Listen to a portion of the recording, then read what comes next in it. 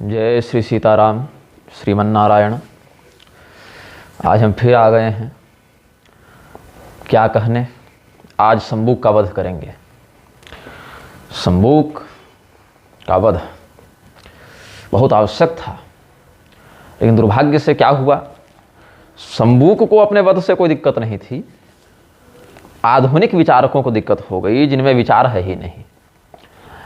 और जिनमें विचार नहीं है उनमें से 3 लोगों का हम नाम लेना चाहेंगे, जिसमें पहला नाम है रामभद्राचार्य का, दूसरा नाम है कुमार विश्वास का, तीसरा नाम है मनोज मुंतशिर का और इनके सहयोगियों का, समर्थकों का, अनुयायियों का, जो इनकी बकवास को लाखों लोगों के पास पहुंचाते हैं और उनको भ्रमित करते हैं। श्री रामचंद्र जी के चरित्र में शंबुक वध को बहुत ही विवादास्पद माना जा रहा है आज के मूर्खों के द्वारा, और इसमें सबसे बड़ा हाथ ये हो गया है आजकल की जो राजनीतिक स्थिति है, जिसमें मिशनरियों के बहकावे में आने वाले अंबेडकर, पेरियार और फुले और इन जैसे धर्मद्रोहियों के समर्थक गण जो भगवान श्री रामचंद्र जी के शंबुक वध संबंधी वृत्तांत के आधार पर यह कहना चाहते हैं कि पूर्व काल में अत्याचार हुआ और अन्याय हुआ, शोषण हुआ। और रामभद्राचार्य जैसे दूसरे श्रेणी के मूर्ख जो डर जाते हैं, सहम जाते हैं कि नहीं नहीं मेरे राम जी पर कलंक मत लगाओ, हाय रे दैया मत बुलाओ, मत लगाओ, मत लगाओ कलंक, ऐसा कुछ हुआ ही नहीं था, ये तो बाद में किसी ने जोड़ दिया, बाद में किसी ने मिला दिया वाले राग अलापते हुए, वाली प्रलाप बुद्धि का प्रदर्शन करते हुए छाती पीटते रहते हैं। अब हम शंबुक वध के विषय में चर्चा करेंगे। शंबुक वध बिल्कुल प्रामाणिक बात है, असंदिग्ध बात है। भगवान श्री रामचंद्र जी ने शंबुक का वध करके बहुत बढ़िया किया, और भी अगर कोई वैसा व्यक्ति कुकर्म करता तो उसका भी वध किया जाता और किया जाना चाहिए। भगवान श्री रामचंद्र जी की आदर्श मर्यादा का यह एक बहुत ही सुंदर उदाहरण है, और कैसे है आज हम लोग इस पर चर्चा करेंगे। शंबुक के बिंदु पर चर्चा करते हैं। शंबुक के प्रसंग का आरंभ होता है ब्राह्मण के बच्चों के मरने से। ब्राह्मण अपने नवजात शिशुओं को मरा हुआ देखकर उनकी मृत्यु से खिन्न होकर मृत बालक को राम जी के दरबार में लाकर रख देता है और राम जी को उसका दोषी ठहराता है। तो राम जी को आकाशवाणी के कारण यह ज्ञात होता है कि शंबुक नाम का एक शूद्र वन में उल्टा टंग कर धूम्रपान करके घोर तपस्या कर रहा है, और ऐसी तपस्या शूद्र के लिए पाप है, विहित नहीं है। उसी पाप का निवारण राम जी नहीं कर रहे थे, जिसके कारण राम जी उसके पाप में भागीदार हो गए। और राम जी जब स्वयं पाप में भागीदार हो गए तो राजा के पाप युक्त होने के कारण ही प्रजा में यह कष्ट हो गया। ये बात है लोक दृष्टि से। ऐसे तो राम जी निष्पाप हैं, पतित पावन हैं, उनको स्वयं कोई पाप बाधित नहीं करता, लेकिन राजा की दृष्टि से चिंतन करें तो ये बात है। अब ऋषि महर्षियों ने बताया कि अब्राह्मणो न वै कश्चित् तपस्तपति राघव अमृतवस्तदा सर्वे जायन्ते चिरजीविनः। और आगे भविता शूद्र योन्याम तु तपश्चर्या कलौ युगे सते विषय पर्यन्ते राजनुग्रतरम तप। कि राम जी ब्राह्मण को छोड़कर कोई दूसरा व्यक्ति कठोर तपस्या नहीं करता है। सभी प्राणी अकाल मृत्यु से मुक्त होकर दीर्घायु होते हैं। तब एक ब्राह्मण के परिश्रम से सबको लाभ हुआ। यहाँ क्या कहा जा रहा है, अब ब्राह्मणों न वै कश्चित् तपस्तपति राघव अमृतवस्तदा सर्वे जायन्ते चिरजीविनः। जब ब्राह्मण को छोड़कर कोई व्यक्ति ऐसी कठोर तपस्या नहीं करता, मतलब केवल ब्राह्मण करता है, तो सभी प्राणी चिरंजीवी होते हैं, अकाल मृत्यु किसी की नहीं होती। इस श्लोक को ध्यान से आप श्रवण करेंगे। एक ब्राह्मण के परिश्रम से सबों को लाभ हुआ, ऐसे ही सभी वर्ण वाले अपनी निश्चित मर्यादा के अनुसार कर्म को करते हैं तो सबको लाभ होता है, अन्यथा सबकी हानि होती है। शूद्र को यदि तपस्या करनी है तो कलयुग में करे, क्योंकि कलयुग में तपस्या शूद्र में प्रतिष्ठित हो जाती है, किंतु इस त्रेता युग में शूद्र के लिए ऐसी तपस्या का विधान नहीं है।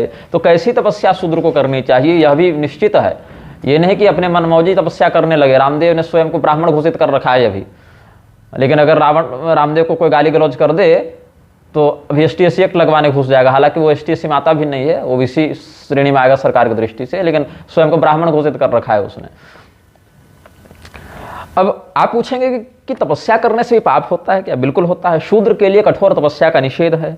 ये सब कष्ट भोगने के लिए ब्राह्मण है। ब्राह्मणस्य हि देहोयम क्षुद्र कामाय निश्चते। तो शूद्र का कार्य क्या है? अपने जाति के अंतर्गत समाज की सेवा करना, शिल्पकार, शस्त्रकार, रत्न का कार्य, निर्माण कार्य, लकड़ी का काम, लोहा, खनिज, चमड़ा, यंत्र, वस्त्र इत्यादि सब का कार्य जो है शूद्र वर्ण का है। अब बोलेंगे ये तो गड़बड़ बात है, तो भाषा बदल देते हैं। आज की भाषा में कहे तो फैशन डिजाइनिंग का काम शूद्र वर्ण का है। बढ़िया लगा सुन के। पेट्रोलियम का काम शूद्र का है, जियोलॉजी का काम शूद्र का है, जियोमोलॉजी का काम भी शूद्र का है, इंजीनियरिंग का काम भी शूद्र का है बहुत से विभागों में, सिविल इंजीनियरिंग का काम भी शूद्र करता है, डिफेंस इक्विपमेंट भी वो बना सकता है, ऑटोमोबाइल सेक्टर में उसका काम है, सर्विस सेक्टर में काम है, कॉस्मेटिक्स में काम है, हॉर्टिकल्चर में काम है, आर्ट एंड क्राफ्ट में काम है, कंस्ट्रक्शन में काम है। अब बढ़िया लग रहा है सुन के, हाँ बहुत बढ़िया करियर है शूद्र के लिए। अब भाषा ठीक है ना। ब्राह्मण तो दूध, नमक और तेल का व्यापार भी कर ले या शस्त्रजीवी हो जाए तो नरक जाना पड़ता है।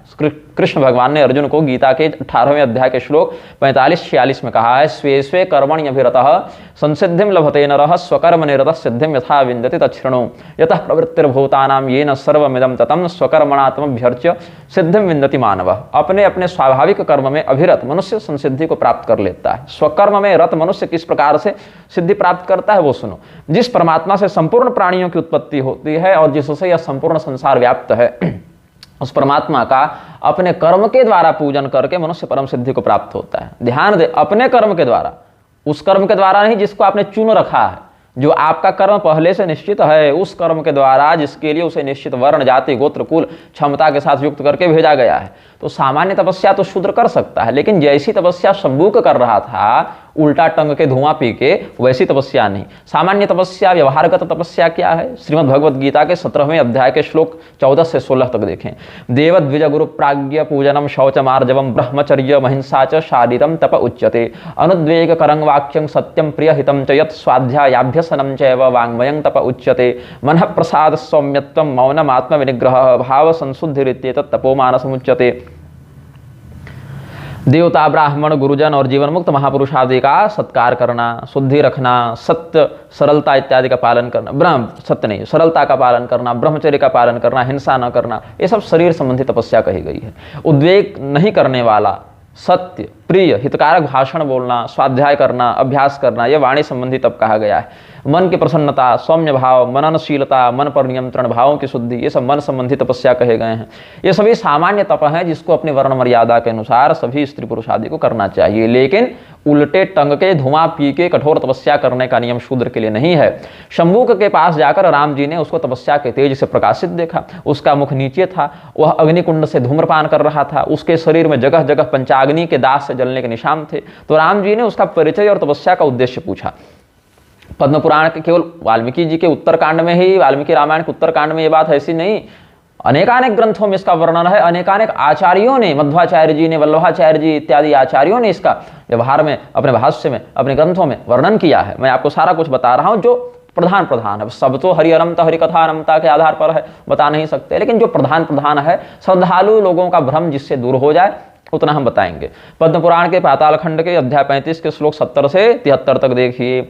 उवाच राघवो वाक्यम धन्यस्त्वमर प्रभ कस्याम यौनो तपो वृद्धिर्वर्तते दृढ़ निश्चय अहम दाशरथी राम पृच्छामित्तां कुतूहलात् कोर्थो व्यवसितस्तुभ्यं स्वर्गलोकोऽथ त्वेतरः किमर्थं तप्यसे वात्वं श्रोतमिच्छामि तापस ब्राह्मणो वासि भद्रं ते क्षत्रियो वाथ दुर्जयः वैश्यस्तृतीय वर्णो वा शूद्रो वा सत्यमुच्यतां तपः सत्यात्मकं नित्यं स्वर्गलोक परिग्रहे।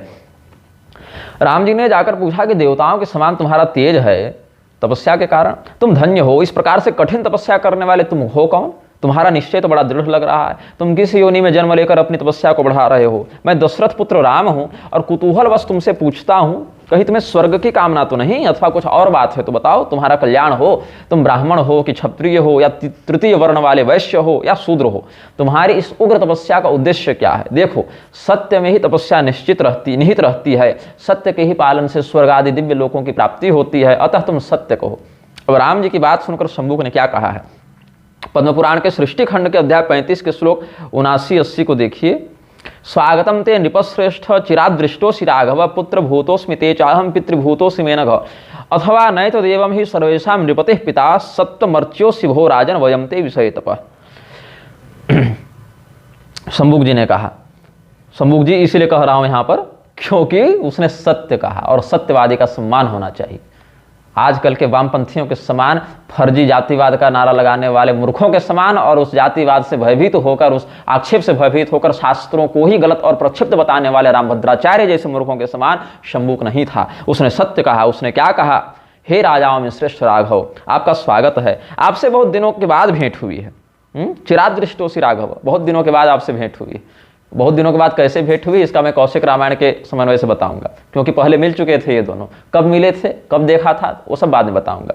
मतलब पूर्व परिचित था शंभू। फिर भी राम जी ने पूछा एक बार, क्योंकि तपस्या करने जाएगा तो दाढ़ी जटा बाल बढ़े रहेंगे ना, थोड़ा पूछना चाहिए। तो हे निष्पाप राम, अनघ कहा, हे निष्पाप राम, मैं तो आपके पुत्र के समान हूँ और आप मेरे पिता तुल्य हैं। अब इसमें कौन सी नई बात है? अथवा नहीं तो देवम ही सर्वेशाम नृपति पिता, राजा तो प्रजा के लिए सदैव पिता तुल्य ही है। आप सत्वगुण के द्वारा पूजित हैं, मैं तपस्या का विषय बताता हूँ। अब जो लोग कर्मणा वर्ण व्यवस्था मानते हैं, जन्मना नहीं, वो आगे के उत्तर पर विशेष ध्यान देंगे। तपस्या करने का कार्य विशेषतः ब्राह्मणों का है। यदि केवल कर्म से वर्ण होता तो राम जी को पूछना ही नहीं पड़ता और न ही कोई दोष की बात होती। तपस्या करने से शंभुक ब्राह्मण नहीं बन गया, अपितु राम जी के आदर पूर्वक पूछने पर शंभुक ने भी कितना स्पष्ट और विनीत भाव से निम्न उत्तर दिया है। शूद्र योनि प्रसूतो हम तप उग्रम समास्थित, देवत्वं प्रार्थये राम स्व शरीरेण सुब्रत, न मिथ्या हम वदे भूप देवलोक जिगीषया, शूद्रम माम विद्य काकुस्थ शंभुकम नाम नामतः। पद्म पुराण के सृष्टि खंड के अध्याय 35 के श्लोक 83-84 में कहता है, हे श्रेष्ठ व्रत का पालन करने वाले राम, मैं शूद्र योनि में उत्पन्न हुआ शंभुक हूँ। मैं यहाँ उग्र तपस्या में लीन हूँ। मेरी इच्छा है मैं इसी शरीर से देवता बन जाऊँ। देवत्वम प्रार्थये राम स्व शरीरेण सुब्रत। राम जी के पूर्वज थे ना महाराज त्रिशंकु, वो भी इसी शरीर से स्वर्ग जाना चाहते थे, लेकिन प्रकृति विरुद्ध होने के कारण उनको दंड मिला कि नहीं मिला? वो तो स्वयं राम जी के पूर्वज थे, हरिश्चंद्र के पिता थे, वशिष्ठ विश्वामित्र आदि ऋषियों की संगति करते थे। ऐसे श्रेष्ठ राजा को भी दंड मिला। ये नहीं कि कोई क्षत्रिय ने शूद्र का माथा काट दिया, राम जी क्षत्रिय थे, दलितों पर अत्याचार हो गया। ये तो दलित शब्द ही बहुत बड़ा फर्जीवाड़ा है। ये तो राजनीतिक स्वार्थ से उत्प्रेरित लोगों ने दलित शब्द कह दिया। और कई बार तो लोग कहते हैं हमारा ये राजा था, हमारा ये राजा था, हम इतने संख्या बल में हैं, इतने हैं, और जब रोने गाने की बात आती है तो हम दलित हैं, हम पर अत्याचार हो गया, शोषण हो गया। तो इस प्रकार के वैमनस्य से युक्त करके समाज को तोड़ा जा रहा है, भ्रमित किया जा रहा है, काल्पनिक बातों के आधार पर भरमाया जा रहा है और सत्य को प्रसारित नहीं किया जा रहा है।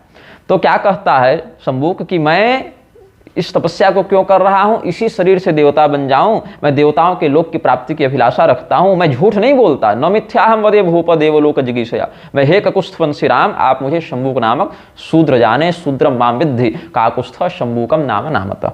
कितना सुंदर संवाद है। आपको कहीं शोषण या वंचना या अत्याचार दिख रहा है? लोग मरने के बाद स्वर्ग नहीं जा पाते। ये शंभुक भाई साहब इसी शरीर से देवता बनने चले थे। ये इनके वर्ण धर्म के विरुद्ध था, इसीलिए इन्हें अतिक्रमण का पाप लगता। तो राम जी पिता है ना, क्या कहा? आप पिता हैं हमारे, सर्वेशाम नृपति पिता, ये शंभुक ने स्वयं कहा है। तो कोई भी पिता अपने पुत्र को इस प्रकार से गलत रास्ते पर जाते देख सकता है क्या? विशेष करके उस स्थिति में जब स्वयं धर्म की रक्षा करने के लिए ही उनका अवतार हुआ हो। मर्त्यावतार अस्त्रि मर्त्य शिक्षणम, भगवान का मर्त्यावतार मनुष्यों को शिक्षा देने के लिए ही हुआ हो। और स्वयं भगवान के पूर्वज त्रिशंकु भी इस दुराग्रह के कारण स्वर्ग से भ्रष्ट करवा दिए गए थे। वो तो विश्वामित्र जी की विशेष कृपा हो गई कि लटक गए, नहीं तो बचना तो था नहीं उनको। तो विष्णु धर्मोत्तर पुराण के तीसरे खंड के अध्याय 320 के श्लोक 11-12 को देखिए। शूद्रस्त्रिरात्रम कुरुते विषये यस्य भूपतेः तस्य सीदति तद्राष्ट्रम व्याधि दुर्भिक्षतस्करैः तपः कुर्वीत शूद्रस्तु चैकद्विद्योषान्तरम यथाशक्ति द्विजश्रेष्ठास्तेन कामानुपास्नुते। जिसके राज्य में शूद्र वर्ण का व्यक्ति 3 दिन से अधिक कठोर तपस्या कर लेता है, उस राजा के राज्य में अकाल, आतंकवाद और महामारियों का प्रकोप हो जाता है। इसीलिए हे ब्राह्मणों, शूद्र को बस 1 या 2 दिन या इससे भी कम यथाशक्ति का व्रत करना चाहिए। इसी से उसकी सारी मनोकामना पूरी हो जाती है। महाभारत के अनुशासन पर्व के अध्याय 147 में भी देखिए, सपादलक्ष्य महाभारत के। तपसा शोभते विप्रो राजन्यः पालनादिभिः आतिथ्येन तथा वैश्य शूद्रोदास्येन शोभते। ब्राह्मण की शोभा तपस्या से है, प्रजा का अच्छे प्रकार से पालन करने से क्षत्रियों की शोभा है, आतिथ्य सामाजिक प्रकल्पों से वैश्य की शोभा है, और सेवा कर्म में शूद्र की शोभा है। अब शंभुक का क्या किया राम जी ने? अपने तलवार से उसका मस्तक काट दिया। इसके बाद क्या? राम जी के ऐसा करते ही ब्राह्मण के मृतपालक जीवित तो हो गए और राम जी के ऊपर पुष्पों की वर्षा होने लगी। और शंभुक के विषय में देवताओं ने यह कहा, उस समय देवताओं ने क्या कहा? त्वत्कृतेन हि शूद्रोयम सशरीरेभ्यो त्वत्कृतेन हि शूद्रोयम सशरीरोभ्यगादिवम देवानां भाषितम श्रुत्वा राघव सुसमाहितः। पद्म पुराण के सृष्टि खंड के अध्याय 35 के श्लोक 90 में, हे राम जी, आपके इस कृत्य से यह शूद्र सशरीर ही दिव्य लोक को जा रहा है। देवताओं के ऐसे वचन सुनकर राम जी अत्यंत प्रसन्न हो गए। अब सशरीर से क्या तात्पर्य है यहाँ पर? उसी शरीर को राम जी ने दिव्य के रूप में परिणत किया और शूद्र शंभुक को स्वर्ग दिया है। कोई नरक नहीं गया है शूद्र। यही राम जी की दिव्य लीला है कि शंभुक को 2 लाभ हुए। एक तो बिना आगे परिश्रम किए स्वर्ग मिल गया, अब हो सकता है वो लटके रहता, धूम्रपान करता रहता, तो पता नहीं कितने कितने वर्षों तक वो पड़ा रहता और उसके अनधिकृत तपस्या से लोग मरते रहते, महामारी फैलती रहती। वो भी बच गए मरने से लोग, और इसको तुरंत राम जी ने स्वर्ग ही भेज दिया कि जा तो हम ही भेज देते हैं, अपग्रेड कर दिया, अद्यतित कर दिया, उसी शरीर में पुनर्जीवित कर दिया। शूद्र होकर उग्र तपस्या करने का जो पाप लगता, उसका जो दंड बनता, सो अधिकृत राजा के द्वारा दंडित होकर प्रारब्ध शुद्धि उसकी हो गई। पिता तुल्य राम पुत्र भाव रखने वाले शंभुक के प्रति इससे श्रेष्ठ उपकार वाला क्या कर सकते थे। इधर ब्राह्मण के मृत बालक भी जीवित हो गए, शंभुक की जो स्वर्ग जाने की कामना थी वो भी पूरी हो गई, शंभुक को कोई दिक्कत ही नहीं हुई। अपितु राम जी कृपा से तो जो बहुत दीर्घ काल तक उसको परिश्रम करना पड़ता, उससे वह बच गया। अब ये शंभुक वास्तव में था कौन, ये चिंतन करना चाहिए। शंभुक कोई सामान्य व्यक्ति नहीं था। जैसे रावण ब्राह्मण कुल में उत्पन्न होकर भी ब्रह्म राक्षस हो गया मातृ योनि के दोष के कारण, और पूर्व काल के लक्ष्मी जी के शाप, सनत कुमार इत्यादि के शाप, अश्विनी कुमार इत्यादि के शाप जो भागवत में वर्णित हैं, देवी भागवत में वर्णित हैं, आनंद रामायण में वर्णित है, महाभारत में वर्णित है, बहुत से ग्रंथों में वर्णित हैं ये सब बातें। तो भगवान ने उसका वध किया, उसको उद्धृत किया, उसका उद्धार किया। तो यहाँ तो कोई हल्ला करने नहीं आ रहा है कि राम जी ने ब्राह्मण मार दिया, राम जी ने ब्राह्मण मार दिया। अगर कोई कर रहा है तो स्वयं मूर्ख है। तो कोई भी असुर चाहे किसी भी रूप में आकर धर्म का विहिंसन करे, वह रावण जी के द्वारा दंडित होता। अब चाहे वह असुर ब्राह्मण के रूप में आकर रावण के नाम से प्रसिद्ध हो जाए, या हिरण के रूप में आके मारीच के नाम से प्रसिद्ध हो जाए, या शूद्र के रूप में आके शंभुक के नाम से प्रसिद्ध हो जाए। ये था कौन बोले, सदाशिव संहिता में कहते हैं कि राम जी की आज्ञा से स्वयं हनुमान जी मध्वाचार्य जी का अवतार धारण करके आए। हम बता चुके हैं इस विषय में आपको। महाभारत तात्पर्य निर्णय में भगवान मध्वाचार्य जी ने 9वें अध्याय के श्लोक 19 और 20 में क्या लिखा है, अथ शूद्र तपश्चर्या निहतम विप्रपुत्रकम उज्जीवयामास विभुर हत्वा तम शूद्र तापसम जंघनामा सुरः पूर्वम गिरिजा वरदानतः बभूव शूद्रः कल्पायुः स लोकक्षय काम्यया तपश्चचार दुर्बुद्धिरिच्छन माहेश्वरम पदम। राम जी जो हैं उन्होंने शूद्र शंभु को क्यों मारा? वास्तव में वो जंघासुर नाम का राक्षस था। जैसे मारीच हिरण का वेश बना के आया था, तो हिरण थोड़ी बन जाएगा, वो तो रहेगा राक्षस ही। उसकी बुद्धि, उसकी वृत्ति, उसका उद्देश्य आसुरी है, ऐसे रावण का है।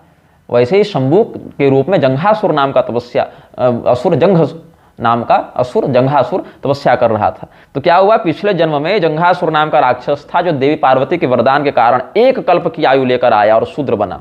4 अरब 32 करोड़ मानवीय वर्षों की आयु थी इसकी, और उस दुर्बुद्धि ने घोर तपस्या करना आरंभ किया। क्यों? तपस्या करके वह साक्षात शिव बन जाना चाहता था, रुद्र पद को प्राप्त करना चाहता था, देवी पार्वती के साथ विवाह करना चाहता था। तो माहेश्वर पद को प्राप्त करने की इच्छा से स्वयं हम ही महादेव बन जाएं, इस इच्छा से भी तपस्या कर रहा था। उसकी योजना बहुत लंबी थी, केवल यहाँ से स्वर्ग जाना नहीं, स्वर्ग के बाद उसको रुद्र पद भी प्राप्त करना था। लेकिन जैसे भगवान के बाण का स्पर्श प्राप्त करके मारीच ने आसुरी शरीर का परित्याग किया और शुद्ध बुद्धि से युक्त हो गया, दिव्य लोक गया। या कबंध, विराध इत्यादि राक्षसों को भगवान ने जब मारा है तो वे शुद्ध निर्मल चित्त वाले हो गए हैं। ऐसे ही रावण का वध हुआ, शिशुपाल का वध हुआ, कंस का वध हुआ, भौमासुर का वध हुआ, और भी अन्य हिरण्याक्ष, हिरण्यकशिपु इत्यादि का वध हुआ। तो ये सब भगवान के, अघासुर, बकासुर इत्यादि भगवान के द्वारा उद्धृत होकर दिव्य निर्मल चित्त वाले होकर भगवान के लोक को गए या दिव्य लोकों को गए। तो उसी प्रकार से ये जंघासुर को भी भगवान ने मारा है, तो इसकी बुद्धि भी सुधरी और ये भी दिव्य लोक को गया। तो यहाँ पर जो रुद्र पद को प्राप्त करके संसार को नष्ट करना चाहे, क्यों? लोकक्षय काम्यया, संसार को नष्ट करने की इच्छा से वो तपस्या कर रहा था। आज आप भले बहुत बड़े वैज्ञानिक हों, लेकिन घर में संसार को नष्ट करने की इच्छा से बम बनाने लगे और प्रशासन के द्वारा आपको अगर दंडित किया जाए या अधिकृत जन आपको अगर जेल में डाल दें, तो आप क्या कहेंगे? हम वैज्ञानिक थे, हम पर अत्याचार हो गया। अरे भैया, तुम बम बना के संसार नष्ट करना चाह रहे हो, तुम अपनी बुद्धि का, विज्ञान का दुरुपयोग कर रहे हो। उसी प्रकार से शंभुक नामक शूद्र जो है वो वास्तव में जंघासुर नाम का राक्षस था, और संसार को नष्ट करने की कामना से और स्वयं महादेव बनने की इच्छा से, क्योंकि महादेव का काम है संहार करना, त्रिदेवों के अंतर्गत भगवान महादेव संहार करते हैं। तो भगवान महादेव के रूप में स्वयं को स्थापित करके संसार को नष्ट करने की इच्छा रखता था। तो जो रुद्रपद प्राप्त करके संसार की स्थिति को नष्ट करना चाहे, जिसकी तपस्या शुरू करने से ही ब्राह्मण के पुत्र मरने लग जाएं, इतना कठोर आसुरी आभिचारिक तप जिसका हो, उसको मारकर भगवान ने क्या गलत किया? और हाँ, भगवान ने उसे दिव्य शरीर से युक्त करके स्वर्ग भी तो भेजा। मारने से पूर्व भगवान का जो वार्तालाप उससे हुआ है पिता पुत्र वाला, वो हम पद्म पुराण के सृष्टि खंड आदि के आधार पर आपको हम बता ही चुके हैं। अब इसमें लोग कहते हैं कि शबरी जी की तपस्या भी तो तपस्या ही थी, उनको भगवान ने क्यों कहा क्वचित्ते वर्धते तपः, क्वचित्ते वर्धते तपः, ऐसा कुछ है ना। तो इसका कारण है कि शबरी जी उग्र तपस्या नहीं कर रही थी, वो भक्ति परक तपस्या कर रही थी, भक्ति योग और सेवा भाव का आश्रय लेकर आराधना कर रही थी। भक्ति और सेवा भाव पर चारों वर्णों के अपने अपने अधिकार सिद्ध हैं, और शबरी की साधना का तो कुछ उद्देश्य था ही नहीं कि हमको ये मिल जाए वो मिल जाए, वो तो उद्देश्य से परे हो चुकी थी, केवल राम आ जाएं इतनी अभिलाषा उसकी थी। और इसके विपरीत शंभुक की तपस्या उग्र थी, कठोर थी। शंभुक की तपस्या से संसार में प्रतिफल दूसरा हो रहा था, शबरी जी की तपस्या से किसी को कोई समस्या नहीं हो रही थी, कोई किसी को कष्ट नहीं था, इसीलिए उनकी तपस्या में कोई दिक्कत नहीं हुई। वो सामान्य सदाचार और भक्ति का ही केवल पालन कर रही थी, ऐसा समझना चाहिए। अब एक इसमें प्रश्न उठता है जो कि लोगों के द्वारा उठाया जाता है कि उत्तरकांड में ही कहते हैं, नाकाले म्रियते कश्चिन न व्याधे प्राणिनाम तथा नानर्थो विद्यते कश्चित रामे राज्यम प्रशासति। राम जी के राज्य में किसी की अकाल मृत्यु नहीं होती थी, किसी प्रकार की व्याधि से कोई पीड़ित नहीं होता था। यदि ये बात सत्य मान लें तो ब्राह्मण का बालक अकाल मृत्यु से ग्रस्त कैसे हो गया? अगर ब्राह्मण के बालक का मरना सही माने तो ये श्लोक प्रक्षिप्त कह देंगे, और अगर ये श्लोक सही माने तो शंभु का वध प्रकरण प्रक्षिप्त हो जाएगा। ये प्रश्न उठेगा ना। दूसरा प्रश्न ये उठता है कि राम राज्य में ऐसी कौन सी न्याय प्रक्रिया थी या कौन सा ऐसा नियम चलता था कि कर्म कोई और करता और फल कोई और भोगता? तपस्या कर रहा है शंभु और मर जा रहा है ब्राह्मण का बच्चा, ऐसा कैसे हो गया?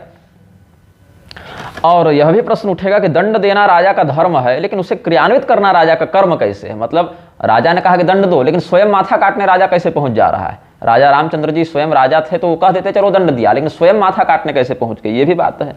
और कुछ लोगों ने तो यह भी कुतर्क किया है कि श्री रामचंद्र जी ने तलवार से शंभु का मस्तक काटा, लेकिन कहीं इससे पहले तलवार का तो वर्णन नहीं मिलता, धनुष बाण इत्यादि का वर्णन मिलता है। और इधर क्या मजे की बात है कि उधर उसका माथा कटा और इधर ब्राह्मण का बच्चा जिंदा हो गया। यहाँ कौन सा कर्म का सिद्धांत चरितार्थ हुआ भाई?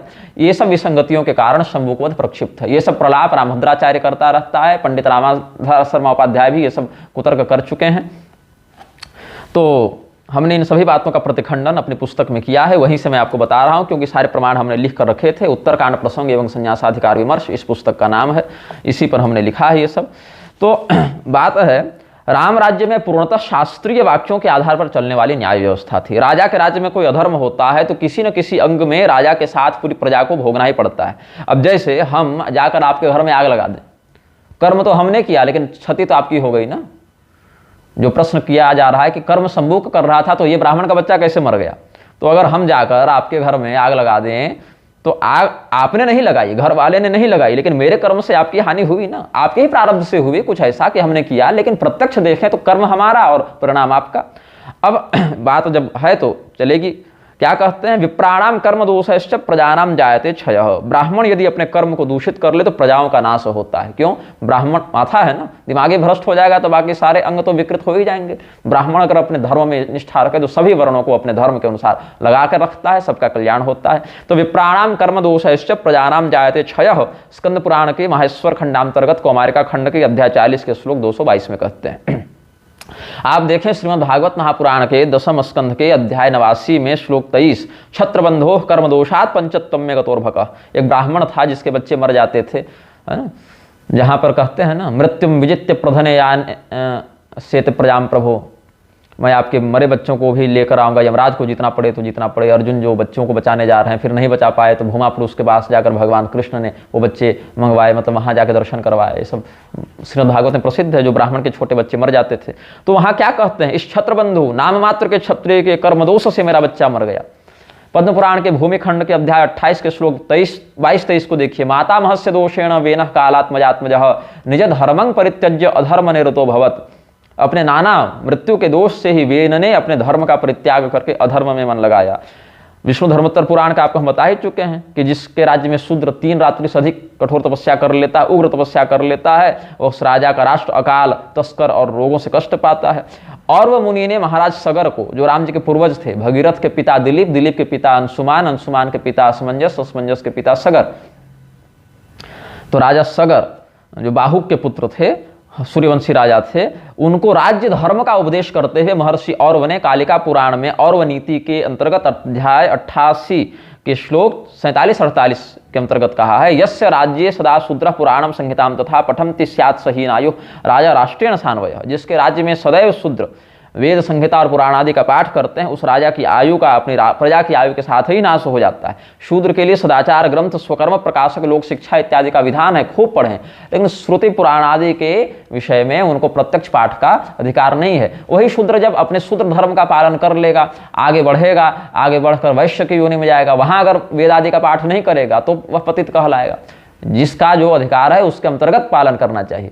कर सभी लोग सकते हैं, लेकिन हर एक शरीर से वो काम नहीं कर सकते। जीव वेद पढ़ भी सकता है और नहीं भी पढ़ सकता है। जब ब्राह्मण पुरुष के रूप में रहेगा तो पढ़ेगा, और जब ब्राह्मणी स्त्री के रूप में रहेगा तो नहीं पढ़ेगा वही जीव। और वही जीव अगर ब्राह्मण पुरुष के रूप में रहे लेकिन उपनयन आदि से रहित हो तो वह वहां भी नहीं पढ़ सकता है। ये सब बहुत कुछ नियम है। एकलिंग पुराण के अध्याय 12 के श्लोक 117 में क्या कहते हैं, वायुदेव का वचन है, संगत्यावै पापकृन् मानवानां तुल्यम दंडम साधव संस्पृशन्ति शुष्केण आर्द्रम दह्यते मिश्र भाव तस्मात् पापैः संगमम नैव कुर्यात्। हे नारद मुनि, वायुदेव कहते हैं एकलिंग पुराण के अध्याय 12 के श्लोक 117 में कि हे नारद, पापियों की संगति करने से सज्जनों को भी उनके बराबर ही दंड भोगना पड़ जाता है। जैसे सूखे काष्ठ के साथ गीला काष्ठ, गीली लकड़ी भी जल जाती है, अतः पापियों की संगति नहीं करनी चाहिए। और अध्याय 12 के श्लोक 128 में वायुदेव कहते हैं, कृते राष्ट्रम तथा लिप्यत्रेतायाम ग्राममेव च द्वापरे कुलमेकम च कलौ कर्ता च लिप्यते। सत्य युग में पापी का किया गया पाप पूरे राष्ट्र को लगता है, त्रेता युग में एक पापी का पाप पूरे ग्राम को लगता है, द्वापर में कुल को लगता है, और कलयुग में केवल पाप करने वाले या उसके समर्थक को ही लगता है। विष्णु धर्मोत्तर पुराण के द्वितीय खंड के अध्याय 61 के श्लोक 65 में देखिए, यस्य राज्यस्तु विषये श्रोत्रिय सीदति क्षुधा तस्य सीदति तद्राष्ट्रम दुर्भिक्षम व्याज तस्करैः। जिस राज्य में वेदज्ञ ब्राह्मण भूख से पीड़ित होता है, उस राजा के राज्य में रोग, अकाल और तस्करों का बाहुल्य हो जाता है, प्रजा कष्ट पाती है। तो तात्पर्य यह कि समाज के अलग अलग व्यक्तियों के कर्म और स्थितियों का प्रभाव पूरे समाज पर प्रत्यक्ष या परोक्ष रूप से पड़ता है। अब जब तक धर्म का पालन होता रहे तभी तक सुख और शांति संभव है। भगवान श्री रामचंद्र जी के राज्य में सामान्यतया अकाल मृत्यु नहीं होती थी, लेकिन यदि कोई हठपूर्वक मारने पर ही आ जाए, आक्रमण कर दे, तब क्या होगा? तब तो मृत्यु होगी ना। वायुदेव के अवतार या हनुमान जी के अवतार मध्वाचार्य जी ने महाभारत तात्पर्य निर्णय में स्पष्ट लिखा है कि शंभू को देवत्व प्राप्त करके लोक संहार की कामना से तप कर रहा था। अब प्रहार को झेलने की सबसे कम शक्ति किसमें है? बालक में है। आपको एक लाठी मार दे, आप न मरे, लेकिन कोई 4-5 साल के बच्चे को मार दे तब तो वो मर जाएगा ना। तो इसीलिए जब वो संसार को मारने के लिए तपस्या कर रहा था तो सबसे पहले प्रभाव किस पर पड़ा? बच्चे पर पड़ा। फिर धीरे धीरे बच्चे पर पड़ेगा, स्त्री पर पड़ेगा, बूढ़े पर पड़ेगा, फिर जवान पर पड़ेगा। सहन शक्ति की दृष्टि से देखें। और राम जी ने राजा बनने के बाद भी कई युद्ध लड़े हैं। ये भी वैक्मांत्रिक युद्ध था। अब किसी के बच्चे को आप जहर खिला दें तो मरेगा ना। जब सामान्यतया कोई नहीं मरेगा, लेकिन जब उत्प्रेरक घातक प्रहार किया जाए तो मरेगा। दंड देने में ही क्रियान्वित करने का भाव भी छिपा है। आप महाभारत इत्यादि का प्रसंग देखें तो राजा को बनाया क्यों गया? ताकि वो प्रजा के अधर्म को नियंत्रित करने के लिए उन्हें दंडित करें। राज्याभिषेक के समय भी राजा में सभी देवताओं का वास होता है, जिसमें दंडधारी यमराज का भी न्यास करना चाहिए। राजा केवल न्यायाधीश नहीं है कि निर्णय सुना दिया और काम कोई और करे, राजा स्वयं दंड भी दे सकता है। शंभू को मारने में कोई दूसरा समर्थ नहीं था ना, क्योंकि एक तो बहुत तेजस्वी था, बलवान था, जंघासुर नाम का राक्षस था, पार्वती देवी को प्रसन्न करके वरदान मांगा था, कुटिलता से रुद्रपद को हथियाना चाहता था। कोई निरीह, असहाय, भजनानंदी, सीधा साधा शूद्र नहीं था वो। जैसे ब्राह्मण के वेश में रहते हुए भी राक्षस राज रावण लोक संहार करता था, वैसे ही जंघासुर भी शूद्र शंभू के वेश में लोक संहार का उपक्रम करता था। यह भाव समझना चाहिए। अगर ब्राह्मण के रूप में कोई राक्षस आ जाए और वह भगवान के भक्तों पर अत्याचार करने लगे, भगवान के अनुशासन को तोड़ने लगे, धर्म की हानि करने लगे, तो वह भले रावण हो, ब्राह्मण के रूप में हो, लेकिन उसको मारना पड़ता है। क्षत्रिय के रूप में कालनेमी अगर आकर कंस के रूप में, जरासंध के रूप में ये सब असुर अगर अत्याचार करने लग जाएं तो भगवान उनका भी वध करते हैं। ऐसे ही पशु पक्षी के रूप में मारीच हिरण बनकर आया, अघासुर, बकासुर, केसी और धेनुकासुर, अरिष्टासुर, ये सब पशु पक्षियों के रूप में आए, उनका भी भगवान ने वध किया। यहाँ तक कि गाय, बैल और बछड़े के रूप में आए वत्सासुर, और अरिष्टासुर को तो छोड़ा ही नहीं भगवान ने। वैसे ही शूद्र सम्मुख के रूप में जब जंघासुर आया तो उसका भी भगवान ने वध किया। ये सीधी सीधी बात न रामभद्राचार्य की मंद बुद्धि में धंसती है, न कुमार विश्वास और मनोज मुंतशिर को समझ में आता है, और वामपंथियों को तो केवल गाली बकना है। तो उसके उद्धार के लिए सीधे भगवान को ही हस्तक्षेप करना पड़ा। राजा पृथु स्वयं पृथ्वी देवी को दंड देने के लिए तत्पर हुए थे कि नहीं? कलयुग को दंड देने के लिए स्वयं राजा परीक्षित तत्पर हुए थे कि नहीं? राम जी स्वयं कहते हैं क्षत्रिय धार्यते चापो नार्त शब्दों भवे देती।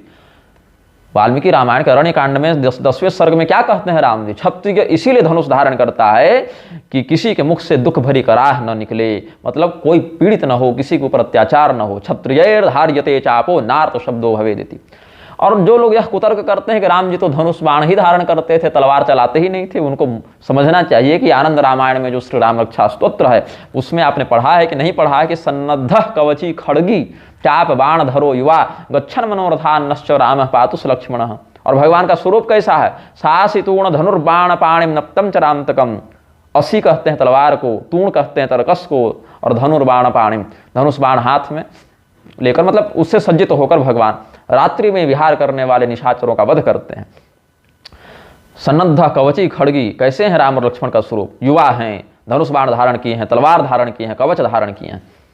और वाल्मीकि रामायण के अरण्य कांड के 70 सर्ग को देखें। ततस्तौ देश कालज्ञौ खड़गाभ्यामेव राघवौ अच्छिन्दतां सुसंहृष्टौ बाहु तस्यांश देशतः दक्षिणो दक्षिणं बाहुमसक्तमसिना ततः चिच्छेद रामो वेगेन सव्यम वीरस्तु लक्ष्मण। देश काल को जानने वाले राघवों ने, मतलब राम लक्ष्मण दोनों भाइयों ने कबंध की दृढ़ भुजाओं को तलवार से काटा और कंधे से काट के अलग कर दिया। और शीघ्रता से राम जी ने उसके दाहिने हाथ को तलवार से काटा और लक्ष्मण जी ने, वीर लक्ष्मण ने बाएं हाथ को काटा। और खड्ग मिला कहाँ? बोले अगस्त्य जी ने दिया था। अग्नि पुराण के अध्याय 7 के श्लोक 2 में देखिए, अगस्त्य भ्रातरम नत्वा अगस्त्यम च प्रसादतः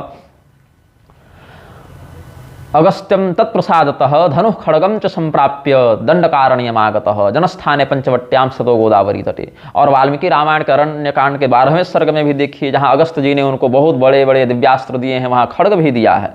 इदम दिव्यम महच्चापम हेम वज्र विभूषितम वैष्णवम पुरुषम व्याघ्र निर्मितम विश्वकर्मणा अमोघ सूर्य संकाशो ब्रह्मदत्तः शरोत्तमः दत्तो मम महेन्द्रेण तूणी चाक्षय सायकौ संपूर्णो निशितैर्बाणर्ज्वलद्भिर्वपावकैः महारजतकोशोप्य मसे हेम विभूषितः अनेन धनुषा राम हत्वा संख्ये महासुरान आजहारश्रियम दीप्तां पुरा विष्णुर्दिवौकसां तद धनुस्तौ चतूणी च शरम खड्गम च मानद जयाय प्रतिगृहणीस्व वज्रम वज्रधरो यथा। सोने से मढ़ी तलवार और चांदी की म्याम दी है भगवान श्री रामचंद्र जी को अगस्त्य जी ने।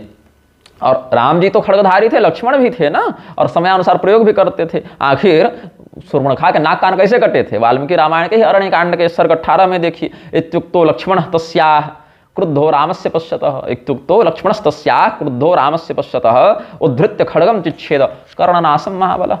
ऐसे ही अब कहते हैं कि शंभू का सिर धर कटा, उधर ब्राह्मण बालक जी उठा, ये कैसे हो गया? अरे भाई, इससे पहले भगवान ने पूरी वानर सेना को जीवित कर दिया था, यहाँ तो एक बच्चा जीवित करना है। आप ही नहीं, वशिष्ठ जी भी इस बात को आश्चर्य ही मानते हैं, क्योंकि भगवान की लीला से बड़े बड़े ऋषियों को भी आश्चर्य हो जाता है। वशिष्ठ जी ने स्वयं निम्न बात कही है पद्म पुराण के सृष्टि खंड के अध्याय 35 के श्लोक 52 से 56 तक देखिए। यस्या धर्मम कार्यम वा विषये पार्थिवस्य हि पुरे वा राजसारदूल कुरुते दुर्मतिर्नरः क्षिप्रं स नरकं याति यावदाभूत संप्लवम् चतुर्थं तस्य पापस्य भागमश्नाति पार्थिवः सत्वं पुरुषशार्दूल गच्छस्व विषयं स्वकं दुष्कृतं यत्र पश्येथास्तत्र यत्रं समाचर एवं ते धर्म वृद्धिश्च बलस्य वर्धनम तथा भविष्यति नरश्रेष्ठ बालस्यास्य च जीवनम नारदे नैव मुक्तस्तु साश्चर्यो रघुनंदन। क्या कहते हैं वशिष्ठ जी? जिस राजा के राज्य में अधर्म या दुष्कृत्य होता हो, जिसके नगर में कोई व्यक्ति दुर्मति से युक्त होकर कर्म कर रहा हो, वह राजा शीघ्र ही नरक को जाता है। जब तक उस पाप का निवारण नहीं हो जाता तब तक वह राजा उस पाप का चतुर्थांश 25% भोगते रहता है। इसीलिए राम, आप शीघ्र जाएं और निरीक्षण करके देखें कि आपके राज्य में हो क्या रहा है, और जहां गलत होते देखें उसका प्रतिकार करें।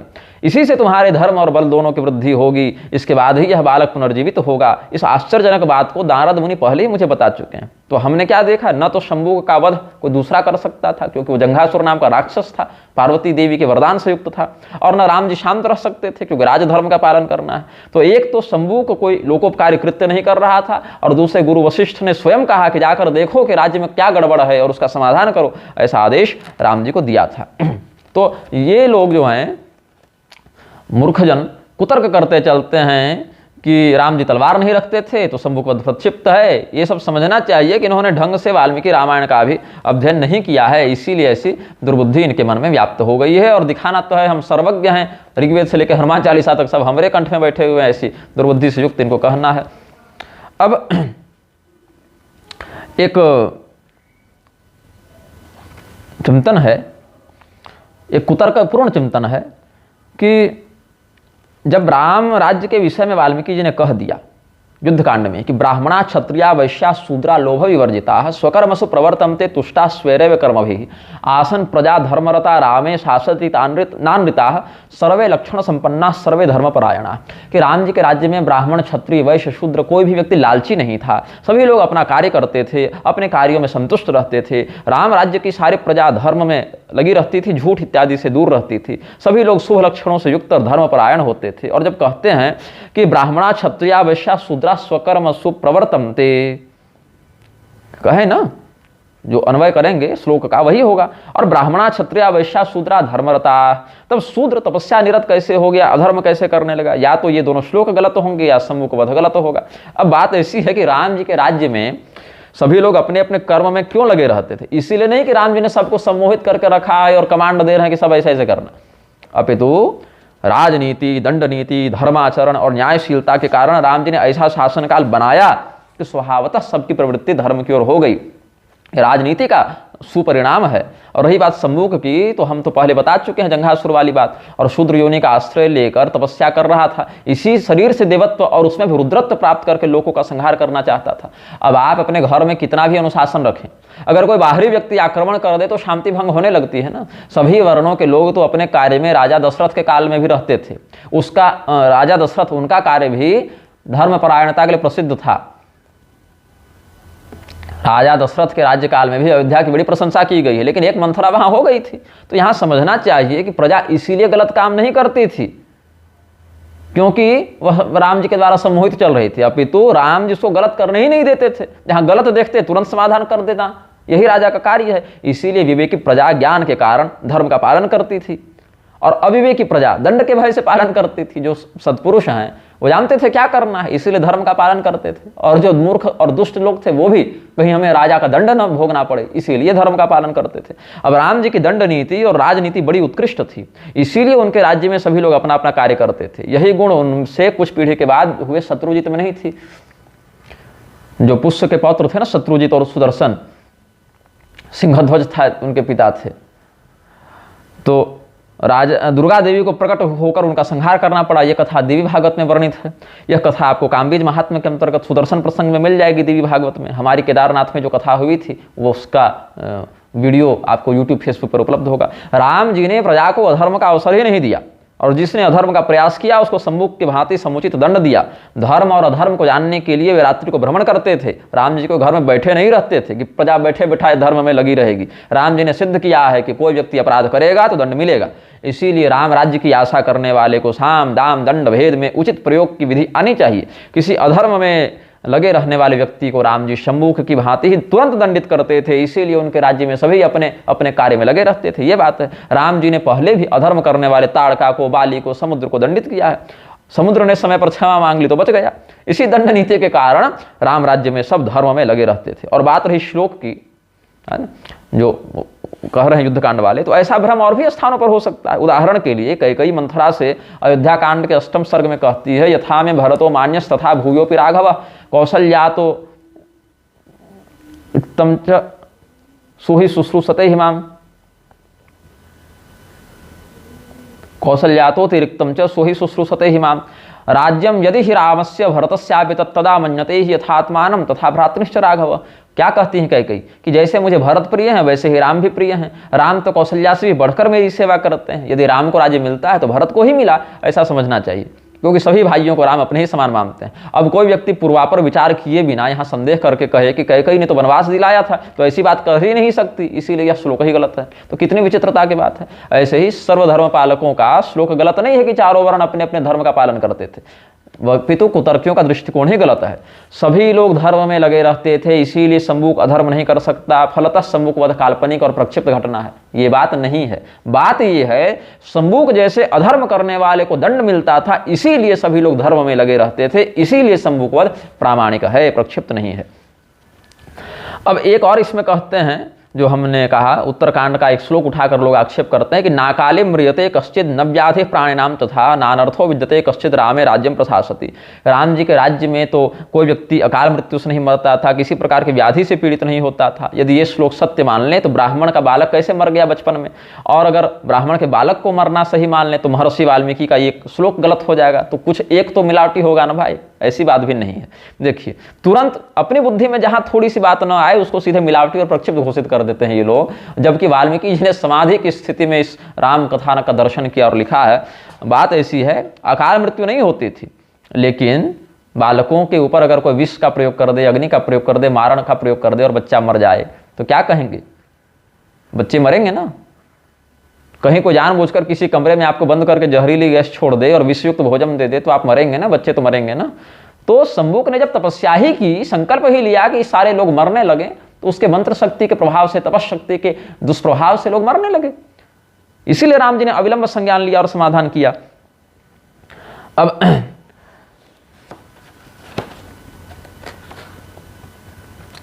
मर्यादा स्थापनार्थम च दंड नीति प्रवर्तते, मत्स्य पुराण के अध्याय 145 में।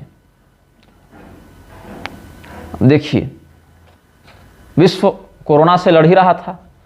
जब एक वायरस कहीं किसी एक व्यक्ति और संस्था ने बनाया तो पूरा विश्व कैसे त्रस्त हुआ। जैसे प्रश्न करते हैं आरोपी लोग कि शंभुक एक व्यक्ति तपस्या कर रहा था तो सब कैसे मरने लगे। भाई कोरोना का वायरस भी तो किसी एक व्यक्ति या संस्था ने कहीं बनाया था, लेकिन पूरे विश्व में लोग मरने लगे ना।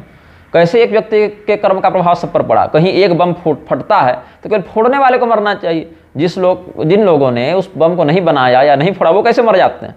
और एक यजमान और एक आचार्य मिलकर कोई विधिपूर्वक यज्ञ करते हैं तो समाज को उसका लाभ कैसे मिलता है। कोई भी कर्म सदैव वैयक्तिक नहीं होता, कुछ सार्वजनिक प्रभाव वाले भी होते हैं। कोई आतंकवादी कहीं बम फोड़े तो उसकी भौतिक ऊर्जा से लोग मरते हैं। ऐसे ही शंभुक की लोक संहारक तप की सूक्ष्म ऊर्जा से भी बच्चे मरने लगे थे। यह सामान्य सी बात दुष्ट बुद्धि कुतर्की अशास्त्रज्ञों को समझ में नहीं आती है।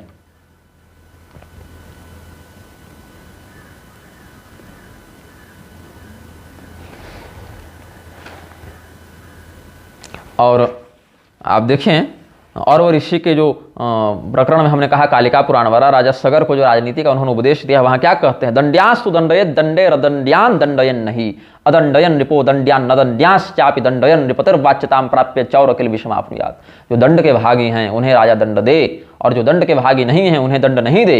इसका उल्टा करने से, दोषी को छोड़ देने से और निर्दोष को दंड देने से राजा की अपकीर्ति होती है, बदनामी होती है, उसको चोरी का पाप लगता है।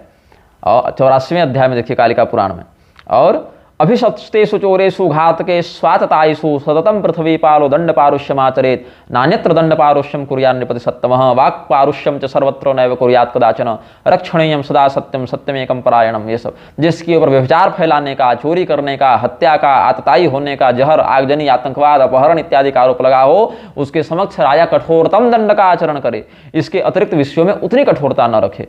ये सब बातें हैं। और दंड कहते क्यों हैं, अंधे तमसि मज्जेयुर यदि दंडम न पातयेत, मत्स्य पुराण के अध्याय 244 में देखिए 17वें श्लोक के आसपास, यस्मात् दंडो दमयति अदंड्यान दमयत्यपि दमनात् दंडनाच्चैव तस्मात् दंडम विदुर्बुधाः। यदि राजा दंड नहीं देता तो घोर अंधकारमय नरक में जाता है। दंड दुष्टों को दबाता है और जिन्होंने अभी तक अपराध नहीं किया उन्हें भी भविष्य में अपराध करने से रोकता है। दमन करने से ही विद्वानों ने इसे दंड कहा है। और मत्स्य पुराण के अध्याय 244 में वहीं पर शुरुआत ही देखिए आप, उसी अध्याय का प्रारंभ देखिए तो दंड प्रणयनार्थाय राजा सृष्ट स्वयं भुवा। दंड देने के लिए ही, दंड विधान की व्यवस्था के लिए ही ब्रह्मा जी ने राजा का निर्माण किया है। राजदंड भयादेव पापा पापम न कुर्वते, अध्याय 125 मत्स्य पुराण में देखिए, राजा के द्वारा हमें दंडित किया जाएगा, इसी भय से तो पापी लोग पाप नहीं करते हैं।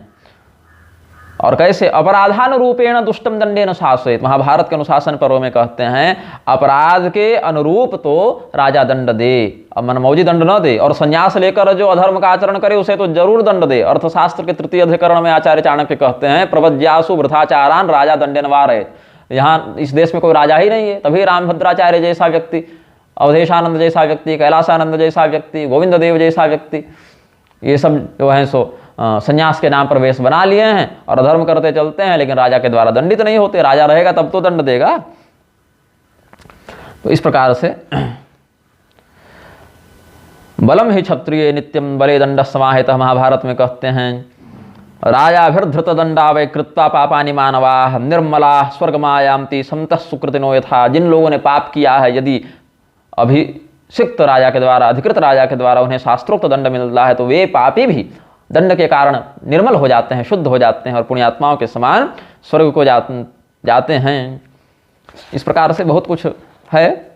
पृथु जी ने कहा है ना श्रीमद् भागवत के 4 स्कंध में, वसुधे ताम वधिष्यामि मच्छासन परांग मुखिम भागम बर्हसि या वृंक्ते न तनोति च नो वसु यवसम दग्ध्यनुदिनम नैव दुग्धोधसंपयः तस्यामेव हि दुष्टायाम दंडो नात्र न शस्यते। ऐसे करके नादंड्यम दंडयत्येष सुतमात्मदिशामपि दंडयत्यात्मजमपि दंडम धर्मपथे स्थितः। जिसने अपराध न किया हो ऐसे व्यक्ति को महाराज पृथु दंड नहीं देंगे, भले ही इनका अपना पुत्र हो या शत्रु, और जिसने अपराध किया है उसे अवश्य दंड देंगे, चाहे अपना पुत्र ही क्यों न हो। तो इस प्रकार से एष राज्ञां परो धर्मो ह्यार्तानामार्ति निग्रह अत एनम वधिष्यामि भूतद्रुहम सत्तमम। राजा परीक्षित स्वयं कलियुग को दंड देने के लिए उद्यत हो गए थे। और विष्णु स्मृति, बृहद विष्णु स्मृति के 3 अध्याय में राजधर्म के क्या नियम बताए हैं। अपराधान रूपम च दंडम दंडे सुदापयेत सम्यक दंड प्रणयनम कुर्यात् द्वितीयम अपराधम न स कस्यचित् क्षमेत। राजा अपराधियों को अपराध के अनुरूप दंड दे और दंड सदैव उचित दे, और दोबारा वही अपराध अगर कर दे तो फिर तो बिल्कुल ही क्षमा न करे। इस प्रकार से राम जी ने शंबुक को स्वयं ही दंड दिया है। वाल्मीकि रामायण के किष्किंधा कांड के सर्ग 18 में देखिए क्या कहते हैं भगवान श्री रामचंद्र जी। तद्व्यतीतस्य ते धर्मात् कामवृत्तस्य वानर भ्रातृभार्याभिमर्शेऽस्मिन् दण्डोऽयं प्रतिपादितः न हि लोकविरुद्धस्य लोकवृत्तादपेयुषः दण्डादन्यत्र पश्यामि निग्रहं हरियूथप। हे वानर राज वाली, तुम्हारे आचरण से धर्म का लोप हो जाने के कारण तुमने काम की वशीभूत होकर अपने भाई की पत्नी का बलपूर्वक उपभोग किया है, इसीलिए हमने तुम्हें यह दंड दिया। जो समाज और धर्म के विपरीत जाकर निंदनीय कर्म करता है, मैं समझता हूँ उसे नियंत्रित करने के लिए दंड के अलावा कोई उपाय नहीं है। अब इस पर कुछ बातों पर आप चिंतन करें। शंबुक को कोई और नहीं मार सकता था, क्योंकि वास्तव में जंघासुर नाम का राक्षस था। महाभारत तात्पर्य निर्णय से देख लें, उसे कोई और मार भी देता, अगर हो सकता है कोई और मार दे, तो भी शंबुक का उद्धार नहीं होता, साथ ही उसके साथ किसी दृष्टि से पक्षपात की संभावना हो सकती थी। इसलिए राम जी ने स्वयं मारा, क्योंकि राम जी स्वयं महाकाल हैं, ऐसा भूसुंडी रामायण में वर्णन है राम जी के महाकाल स्वरूप का। और श्री रामचंद्र जी ने जब उसकी इच्छा पूछी तो उसने कहा मैं तपस्या करके देवता बनना चाहता हूँ। हालांकि उसने ये नहीं कहा देवता बन के संसार का संहार करेंगे, लेकिन राम जी ने उसका आसुरी देह और आसुरी विचार दोनों का वध किया और इच्छा अनुसार तत्काल उसे शुद्ध करके देवता भी बना दिया। और ब्राह्मण पुत्र जो शंबुक के संहारक तपस्या की ऊर्जा से मर गया था, उसे जीवित भी कर दिया। ये पद्म पुराण से सिद्ध होता है। इस प्रकार से राम जी ने शंबुक के साथ अत्याचार नहीं किया, उस पर कृपा ही की। शंबुक यदि तपस्या करते रहता तो उसे देहजन्य कष्ट भी होता, उसकी तपस्या की कठोर ऊर्जा से लोग मरते रहते, बाद में धर्म विरुद्ध उग्र तप करने से नरक भी जा सकता था, और देवता भी अगर बन जाता तो दुष्ट बुद्धि के कारण लोगों का संहार ही करता। तो राम जी ने कितना सुंदर समाधान किया है कि शंबुक को मारकर उसे कठोर तपस्या के अनधिकृत परिश्रम से बचाया। जिस इच्छा से तपस्या कर रहा था उसे ध्यान में रखते हुए उसकी बुद्धि शुद्ध करके देवता भी बनाया, उसकी लोक संहार की बुद्धि भी सुधर गई, और राम जी के हाथों जैसे उद्धार होकर कबंध इत्यादि भी शुद्ध हो गए थे। और शंबुक की तपस्या की नकारात्मक ऊर्जा से जो मर गया था उस ब्राह्मण पुत्र आदि को भी जीवित कर दिया। ब्राह्मण अपना बेटा पाकर प्रसन्न हो गया, शंबुक तुरंत अपने लक्ष्य में सफल होकर देवता बन जाने से प्रसन्न हो गया, सब मंगल हो गया। अब राम कथा की दिव्यता और निर्मल निष्पक्ष मर्यादा को जो मूढ़ बुद्धि बिना विचार किए अश्रद्धा के कारण मिलावटी कह देते हैं, प्रक्षिप्त कह देते हैं, ऐसे प्रक्षिप्त पीठाधीश्वरों की समझ से ये सब तो दिव्य कथा बाहर है। अब इसमें महाभारत का कुछ लोग एक वर्णन करते हैं, जहां पर युधिष्ठिर जी ने पितामह भीष्म से कहा है, कश्चित पितामहे नासित श्रुतम वा दृष्टमेव च कश्चिन मर्त्यो मृतो राजन पुनरुज्जीविति भवत, जीवितो भवत या कुछ होना चाहिए, प्रिंटिंग मिस्टेक लग रहा है। ये शांति पर्व में कहते हैं कि भाई युधिष्ठिर जी ने पूछा है पितामह भीष्म से कि क्या आपने कभी यह देखा या सुना कि कोई मनुष्य मरकर फिर जी उठा हो। तब एक छोटी सी कथा है, नैमिषारण्य में एक गीध और गीदड़ का संवाद है। कोई ब्राह्मण बालक मर गया था काल मृत्यु में, उसके पिता और बंधु बांधव स्मशान ले जाकर शोकाकुल हो गए, और स्मशान भूमि में डालने के बाद भी वापस नहीं लौट पा रहे थे। तो गीध ने आकर कहा कि तुम वापस चले जाओ भाई, स्मशान में तो हजारों लोग आते ही रहते हैं मृतक शव लेकर, और कोई दोबारा जिंदा तो होता नहीं, अब तुम्हारा बेटा जिंदा तो होगा नहीं, तुम लौट जाओ। और गीदड़ ने क्या कहा, अरे मूर्खों, तुम लोग अभी लाड़ प्यार कर लो, अभी तो सूर्यास्त भी नहीं हुआ है, तुम वापस मत जाओ, अभी तो तुम यहीं पर रुको, क्योंकि पूर्व काल में सुना गया है कि शंबुक के मरने पर ब्राह्मण का बच्चा जीवित हो गया था, शायद तुम्हारा भी हो जाए। श्रूयते शंभुके शूद्रे हते ब्राह्मण दारकः जीवितो धर्म मासाद्य रामात सत्य पराक्रमात्। ये महाभारत के शांति पर्व में है। तो दोनों का अपना स्वार्थ था। हुआ क्या था, गिद्ध जो है वो रात्रि से पहले उस बच्चे को खा लेना चाहता था, क्योंकि रात्रि होगी तो सियार और लकड़ वगैरह सब पहुंच जाएंगे, और सियार चाहता था कि ये रात्रि के बाद हम इसको खाएं, गिद्ध इत्यादि अपने अपने स्थान में चले जाएंगे। तो दोनों अपने अपने स्वार्थ में थे। लेकिन कहा जाता है, तो भीष्म पितामह ने इसमें कहा कि तथा धर्म विरोधेन प्रिय मिथ्याभिध्यायिना श्मशान वासिना नित्यम रात्रि मृगयता तदा ततो मध्यस्थताम नीता वचनैरमृतोपमय जम्बुकेन स्वकार्यार्थम बांधवास्तस्य धिष्ठिता। तो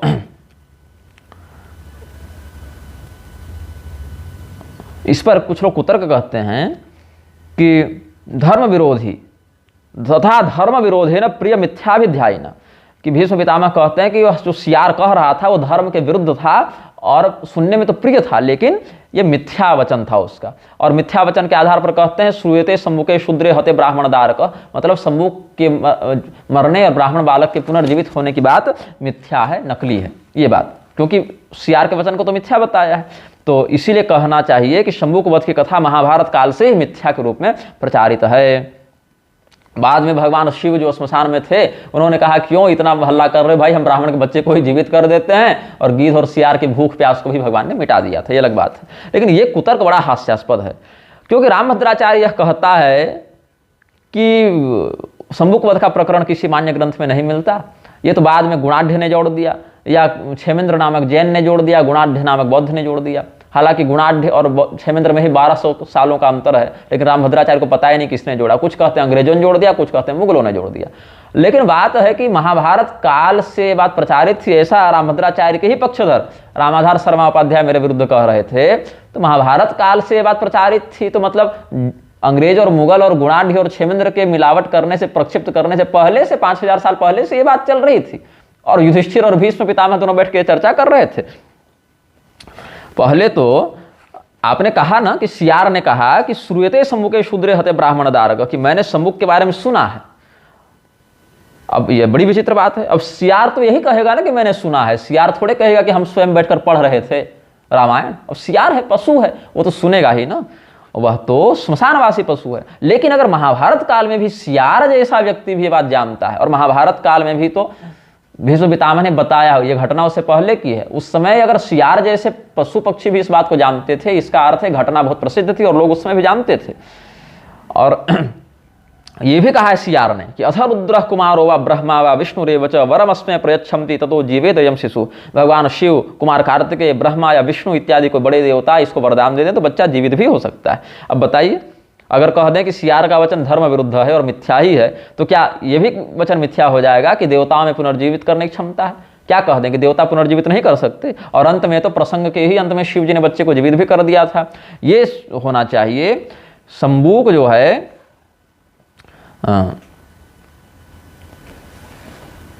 और भगवान ने तो पहले भी इंद्र को कह के पूरी वानर सेना को जीवित करवाया है। मम हे तो पराक्रांता ये गता यमसादनम ते सर्वे जीवितम प्राप्य समुत्तिष्ठन्तु वानरा। वाल्मीकि रामायण के युद्ध कांड के 123वें सर्ग में देखिए। और अयम तुम्हें मणिर्दिव्य समानी तो विषांपते मृतान मृतान पन्नगेन्द्रान्यो जीवयति नित्यदा एन मन्यो रसित्वं च स्थापयस्व पितुः प्रभो संजीवितं तदा पार्थं सत्तं द्रष्टासि पांडवम् इत्युक्त स्थापयामास तस्यो रसि मणिं तदा पार्थस्यामित तेजः पितुः स्नेहादपापकृत् तस्मिन्यस्ते मणो वीरो विजिष्णुरुज्जीवितः प्रभुः चिरसुप्त हवोत् तस्थौ मृष्ट लोहित लोचन। जैमिनी मुनि के द्वारा जो महाभारत लिखी गई उसके अश्वमेधिक पर्व के अध्याय 81 के श्लोक 9 से 12 तक देखें। जब बभ्रुवाहन से, मणिपुर नरेश बभ्रुवाहन जो अर्जुन के ही पुत्र थे, उनसे जब अर्जुन का युद्ध हुआ, बभ्रुवाहन के बाण से अर्जुन निश्चेतन हो गए, तब उलूपी ने बभ्रुवाहन से कहा कि ये मेरी दिव्य मणि है। नाग कन्या उलूपी थी, सौतेली माँ थी बभ्रुवाहन की, इरावान की माता थी। इसके प्रभाव से मरे हुए सर्पराज जीवित हो जाते हैं। तुम इसे अपने पिता अर्जुन के हृदय पर रख दो, उसके बाद तुम उन्हें जीवित देखोगे। अब शिव पुराण के रुद्र संहिता के पार्वती खंड में क्या कहते हैं? वाराह श्राप से एक ब्राह्मण जो मृत हो गया था, अत्रि जी की पत्नी अनुसुईया देवी ने अपने पातिव्रत्य के प्रभाव और त्रिदेवों की आराधना से पुनर्जीवित कर दिया गया था। पातिव्रत्य प्रभावेण त्रिस्त्रिया त्रिसुरार्थनाथ, या कहीं कहीं त्रिसुरार्चनाथ भी है।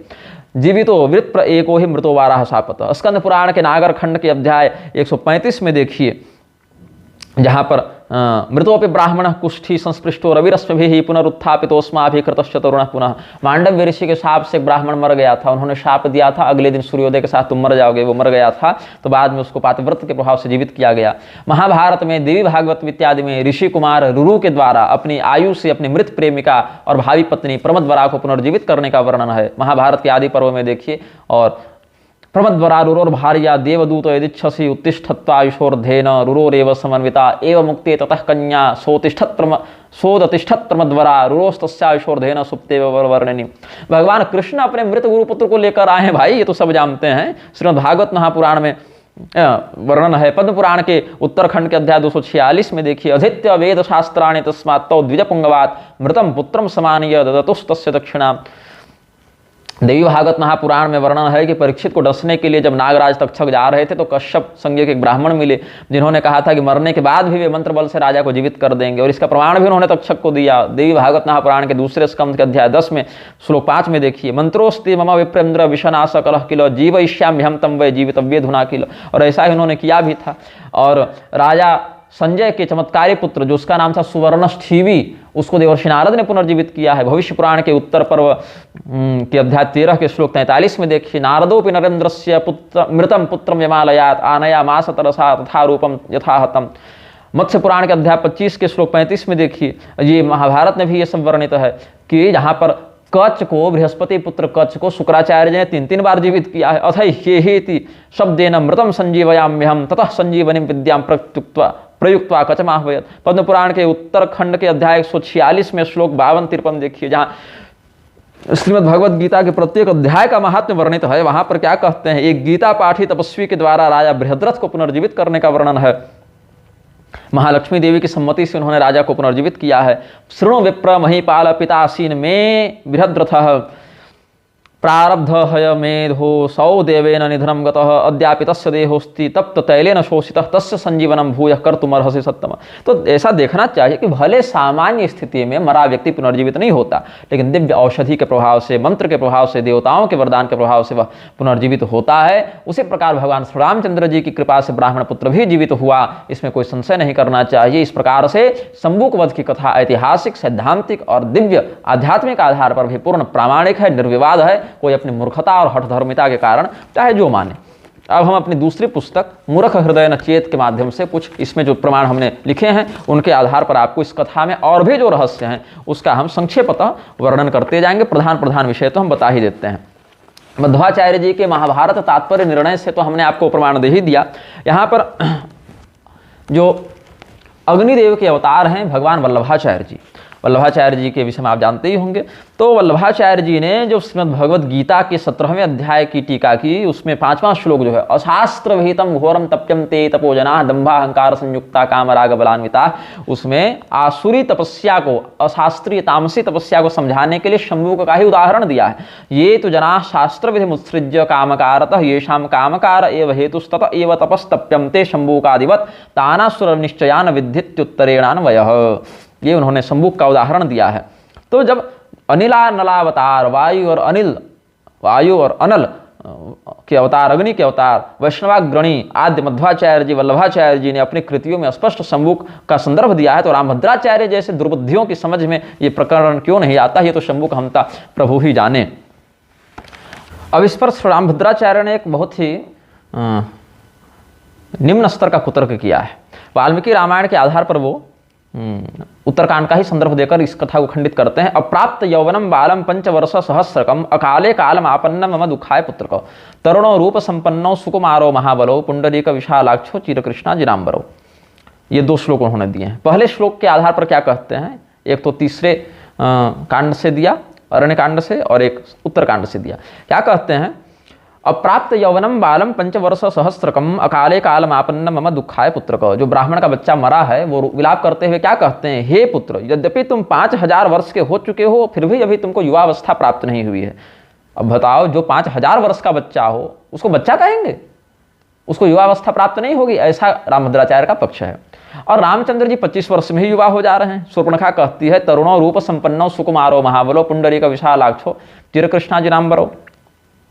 अब राम जी 25वें वर्ष में कहाँ युवा हो जा रहे हैं, जब 27 वर्ष में राम जी स्वयं वनवास ही गए हैं। रामम पंचदशे वर्षे षोडशां चैव मैथिलीम, राम जी का विवाह 15वें वर्ष में हुआ और उषित्वा द्वादश समा के आधार पर 12 वर्ष वो अयोध्या में रहे। 27वें वर्ष में राम जी का वनगमन हुआ। तो 25 वर्ष में शूर्पणखा कहाँ से कह रही है, ये रामभद्राचार्य को समझना चाहिए था, लेकिन वो कुतर्क किए हैं अपनी पुस्तक में जो उन्होंने मेरे विरुद्ध लिखी है। और तो ये कहते हैं कि राम जी जो हैं वो विवाह हो गए और 5000 वर्ष का ब्राह्मण का बालक बच्चा ही रह गया। तो ये सब बातें विरोधाभासी हैं, ऐसा सोचना चाहिए। ये रामभद्राचार्य का कुतर्क है। अब हम बताते हैं ऐसा क्यों हुआ। 5000 वर्ष का होकर भी ब्राह्मण का बालक युवा क्यों नहीं हुआ, यहाँ सामान्य सी बात है। 10 रोटी खाकर मनुष्य का पेट भर जाएगा, हाथी का पेट नहीं भरेगा। कलयुग में 100 वर्ष का आयु प्रमाण है, किंतु वह त्रेता युग था और त्रेता युग में राम राज्य में सतयुग की स्थिति आई थी, ऐसी बात भी है। त्रेता युग में राजा दशरथ 60,000 वर्ष की आयु वाले थे और सतयुग में तो लोगों की सामान्य आयु ही 1 लाख वर्ष की थी। ऐसे बहुत से शास्त्रवाक्य उपलब्ध हैं। तो इस अनुसार कलयुग और सतयुग के अनुपात में आयु देखें तो 1 लाख में 5000 वर्ष ही जीना, मतलब 5% जीना। कलयुग के अनुसार देखें तो 100 वर्ष की आयु में बालक बस 5 वर्ष ही जीवित रहा। 1 लाख वर्ष की किसी की आयु हो और 5000 में मर गया हो तो 5% ही जिया। जैसे कलयुग में किसी की आयु 100 वर्ष हो मनुष्य प्रजाति में और 5 वर्ष में ही मर जाए तो 5% जिया। तो त्रेता युग के अनुसार देखें राजा दशरथ आदि के 60,000 वर्ष की आयु की तुलना में 5000 वर्ष जीने वाला बालक तो लगभग 8 वर्ष जी पाया, और 100 वर्ष के अनुसार देखें तो 8 वर्ष ही जी पाया। तो 8% जी पाया और 100 वर्ष के अनुसार 8 वर्ष ही जी पाया। तो राम जी का जो राज्यकाल है, इस पर हम आनंद रामायण से राज्यकांड के पूर्वार्ध 10वें सर्ग में जहाँ पर ये कथा वहाँ भी वर्णित है, वहाँ ब्राह्मण बालक की आयु 5 वर्ष ही लिखी हुई है। मैं आपको बताता हूँ। अथय कदा तु साकेत वासिनो भूसुरस्य च पंचत्वं 5 वर्षीय पुत्र प्राप्त शिशुप्रिय तदा विप्रस्य पत्नीकस्तत्प्रेत मरुणोदये राज्यद्वारम समानीय रुरोदुच्चे स्वरैर्मुहुः। ब्राह्मण में यहाँ पर जो कथा वर्णित है सपत्निक कथा वर्णित है। ब्राह्मण में अकेले कष्ट का यहाँ वर्णन नहीं, ब्राह्मण का कष्ट सपत्निक था, क्योंकि बच्चा दोनों का होता है ना भाई, माता पिता दोनों का बालक होता है। तो एक समय अयोध्या में एक ब्राह्मण के 5 वर्षीय बालक की मृत्यु हो गई, क्योंकि 1 लाख की तुलना में देखें तो 5000 वर्ष वो जिया था, इसीलिए 5% जिया। और 100 की पश्चिम शरदशतम अगर कहें, जीवे में शरदशतम अगर कहें, तो उस अनुसार 5 वर्ष का ही बच्चा मरा। 100 वर्ष के अनुपात में देखें तो अनुपात यहाँ पकड़ना है। तो ब्राह्मण के 5 वर्षीय बालक की मृत्यु हो गई। सवेरा होते हुए ब्राह्मण दंपति बच्चे के शव को लेकर राजद्वार पर आए और बड़े जोर जोर से रोने लगे। तो भगवान ने सभी बातों की पूछताछ की, क्या हो गया, आपको क्या कष्ट है। तो पता चला इनका बालक मर गया है। तो भगवान पुष्पक विमान पर बैठकर जाने ही वाले थे, तब तक क्या होता है, तावत ददर्श पुरतः पौर संवेष्टितां स्त्रियं स्वमप्य परम श्रृंग वीरतश्च समागतम रामं दृष्ट्वा पुष्पकस्थं रुदति ब्राह्मणी पुरः दीर्घस्वरेण प्रोवाच हस्ताभ्यां हृदि ताड़यसा राम राम महाबाहो ते राज्ये गत भर्तृका अहम जातास्मि तद्दोषान् मां दृष्ट्वा तुम न लज्जसे। क्या कहते हैं, अब कुछ लोग यह कुतर्क करते हैं कि शूद्र का माथा कट गया और ब्राह्मण का बच्चा जिंदा हो गया, घनघोर जातिवाद है ना। आखिर एक ब्राह्मण के बच्चे को जिंदा करने के लिए शूद्र का माथा काटना पड़ा, इससे बड़ा शोषण क्या हो सकता है। लेकिन इस घटनाओं को आप और ध्यान से सुने, पढ़ें, जाने, देखें, तब समझ में आएगी बात। राम जी ने क्या देखा कि एक स्त्री को चारों ओर से बहुत से पूर्ववासी घेरे हुए हैं। ब्राह्मण का बच्चा तो मर ही गया, लेकिन राम जी क्या देख रहे हैं कि और भी एक स्त्री आ रही है जिसको चारों ओर से बहुत से पूर्ववासी घेरे हुए हैं। उसके आगे श्रृंगवेरपुर की ओर से ये लोग आ रहे थे। एक और शव यात्रा आ रही है। स्त्री ने जब राम जी को पुष्पक विमान पर बैठे देखा तो अपने हाथों से छाती पीट कर कहने लगी, हे राम तुम्हारे राज्य काल में विधवा होकर हम यहाँ आई हैं, मुझे इस दशा में देखकर तुम्हें लाज नहीं आती। अब भगवान शब्द क्या कर रहे हैं, भगवान अब कोई भी विलाप करेगी तो ऐसे ही शब्दों का प्रयोग करेगी। अब उन दोनों शवों को, बच्चा और युवक जिसकी नई नई शादी हुई थी, उन दोनों के शवों को तेल से भरी हुई नौका में रखवा कर भगवान कहे कि मेरे लौटने तक कोई अंतिम संस्कार मत करना, पहले देख कर आते हैं क्या बात है। फिर भगवान जाने के लिए तैयार हुए, तब तक क्या हुआ, एतस्मिन्नंतरे योध्या पुर्याम 5 शवानि ही समानीतानि तैलस्य द्रोण्याम तान्यपि पूर्ववत् सुमंत्र स्थापयामास श्रीरामस्याज्ञयादरात् तेषु 5 शवेष्वेव चैकं मधुपुर स्थितं क्षत्रियस्य च तद्गेयं समानीतं सुहृज्जनैः प्रयागस्थं द्वितीयं च शवं वैश्यस्य तस्मृतं पूर्वे वयसि 5त्वात् समानीतं हि तज्जनैः हस्तिनापुरसंस्थं तत्तृतीयं शवमीरितं तैलकारस्य तद्गेयं समानीतं हि तज्जनैः शवं चतुर्थं तद्गेयं हरिद्वार स्थितं द्विज लोहकार स्नुषायाश्च समानीतं हि तज्जनैः उज्जयिनीस्थं 5मं च शवं गेयं महामते चर्मकार दुहितायाः समानेतम हितज्जनैः एवं पंचसवान्यासन पूर्वे द्वे ब्राह्मणस्य च सप्त अयोध्यापुरी मध्ये सवान्येवं स्थितानि। इसी बीच अयोध्या में 5 शव और आए। सुमंत्र जी ने पूर्ववत तेल की नौका में शवों को रखवाया। 5 शव जो नए आए उसमें मधुपुर गांव के रहने वाले, या मधुपुर मथुरा को भी कहते हैं, एक क्षत्रिय का था जिसके परिवार वाले राम जी के दरबार में ले आए थे। दूसरा शव प्रयागराज में रहने वाले एक वैश्य का था, बनिया का था। थोड़ी ही अवस्था में उसकी मृत्यु हो गई थी, इसीलिए उसके घर वाले भी राम जी के पास ले आए। तीसरा शव हस्तिनापुर में रहने वाले एक तेली का था, उसके भी परिजन राम जी के पास ले आए। चौथा शव हरिद्वार में रहने वाले एक लोहार की बहू का था, उसका भी शव ले आए। और 5वां शव उज्जैन में रहने वाले एक चमार की बेटी का था और उसके घर वाले भी अयोध्या ले आए थे। इस प्रकार से 5 शव और पहले 2 ब्राह्मण के आए थे, एक बच्चे का, एक नवविवाहित युवक का, सब मिला के 7 शव एकत्र हो गए। रामोपि दंडकम पश्यन् सब्रभ्राम समन्ततः यो विंध्याचलम श्री धीमान रेवावाय परिप्लुतम तत्र वृक्षे लंबमानं धूमं पात मधो मुखम शूद्रम निरीक्ष स्वर्गच्छं तम हन्तुं समुपस्थितः तदा तं राघवः प्राह भो शूद्र शृणु मद्वचः ब्राह्मणादित्रभिर्वर्णस्तपः कार्यं न चेतरैः शूद्रश्च द्विजशुश्रूषा सदा कार्याति भक्तितः द्विजकृत्यं त्वया चात्र कृतं पापात्मना जड इदानीं तां हनिष्यामि जीवयिष्यामि तान् मृतान् तुष्टोऽहं तां तत्तपसा वरं वरय वाञ्छितम् इति रामवचः श्रुत्वा धूमुखो रामपादजः उवाच भयभीतः सन्नत्वा राम मुहुर्मुहुः राम रावण दर्पघ्नो यदि तुष्टोऽसि मां प्रभो तर्हि ते वरयाम्यद्य येन शूद्रगतिर्भवेत्। रेवा नदी से परिप्लुत विंध्य पर्वत की ओर राम जी जब बढ़े हैं पुष्पक विमान पर बैठकर, तो दंडकारण्य के अंतर्गत क्या देखते हैं, वो अच्छी तरह घूम कर देखा। एक शूद्र उल्टा लटक कर नीचे जल रही आग की धूनी का धुआं पी रहा है। इस प्रकार उग्र तपस्या करने वाले, स्वर्ग चाहने वाले उस शूद्र को राम जी मारने के लिए तैयार हो गए और उसके पास जाकर कहने लगे, हे शूद्र, ब्राह्मण, क्षत्रिय, वैश्य, इन तीनों वर्णों के लिए तो तपस्या का विधान है। शूद्रों को तो भक्ति युक्त मन से द्विजाति सेवा करनी चाहिए।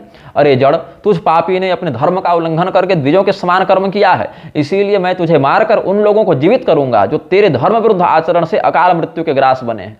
किंतु मैं तेरी तपस्या से प्रसन्न हूं, मतलब अब तपस्या तो किया ही है, तो बोल तेरी क्या कामना है। तब राम जी की वाणी सुनकर भयभीत होकर मस्तक झुकाकर बारंबार प्रणाम करके उस शूद्र ने कहा, हे रावण के अभिमान को दूर करने वाले राम जी, यदि वास्तव में आप मेरे ऊपर प्रसन्न हैं तो मुझे यह वरदान दीजिए जिससे शूद्र जाति को भी सद्गति प्राप्त हो, मेरा भी उद्धार हो जाए।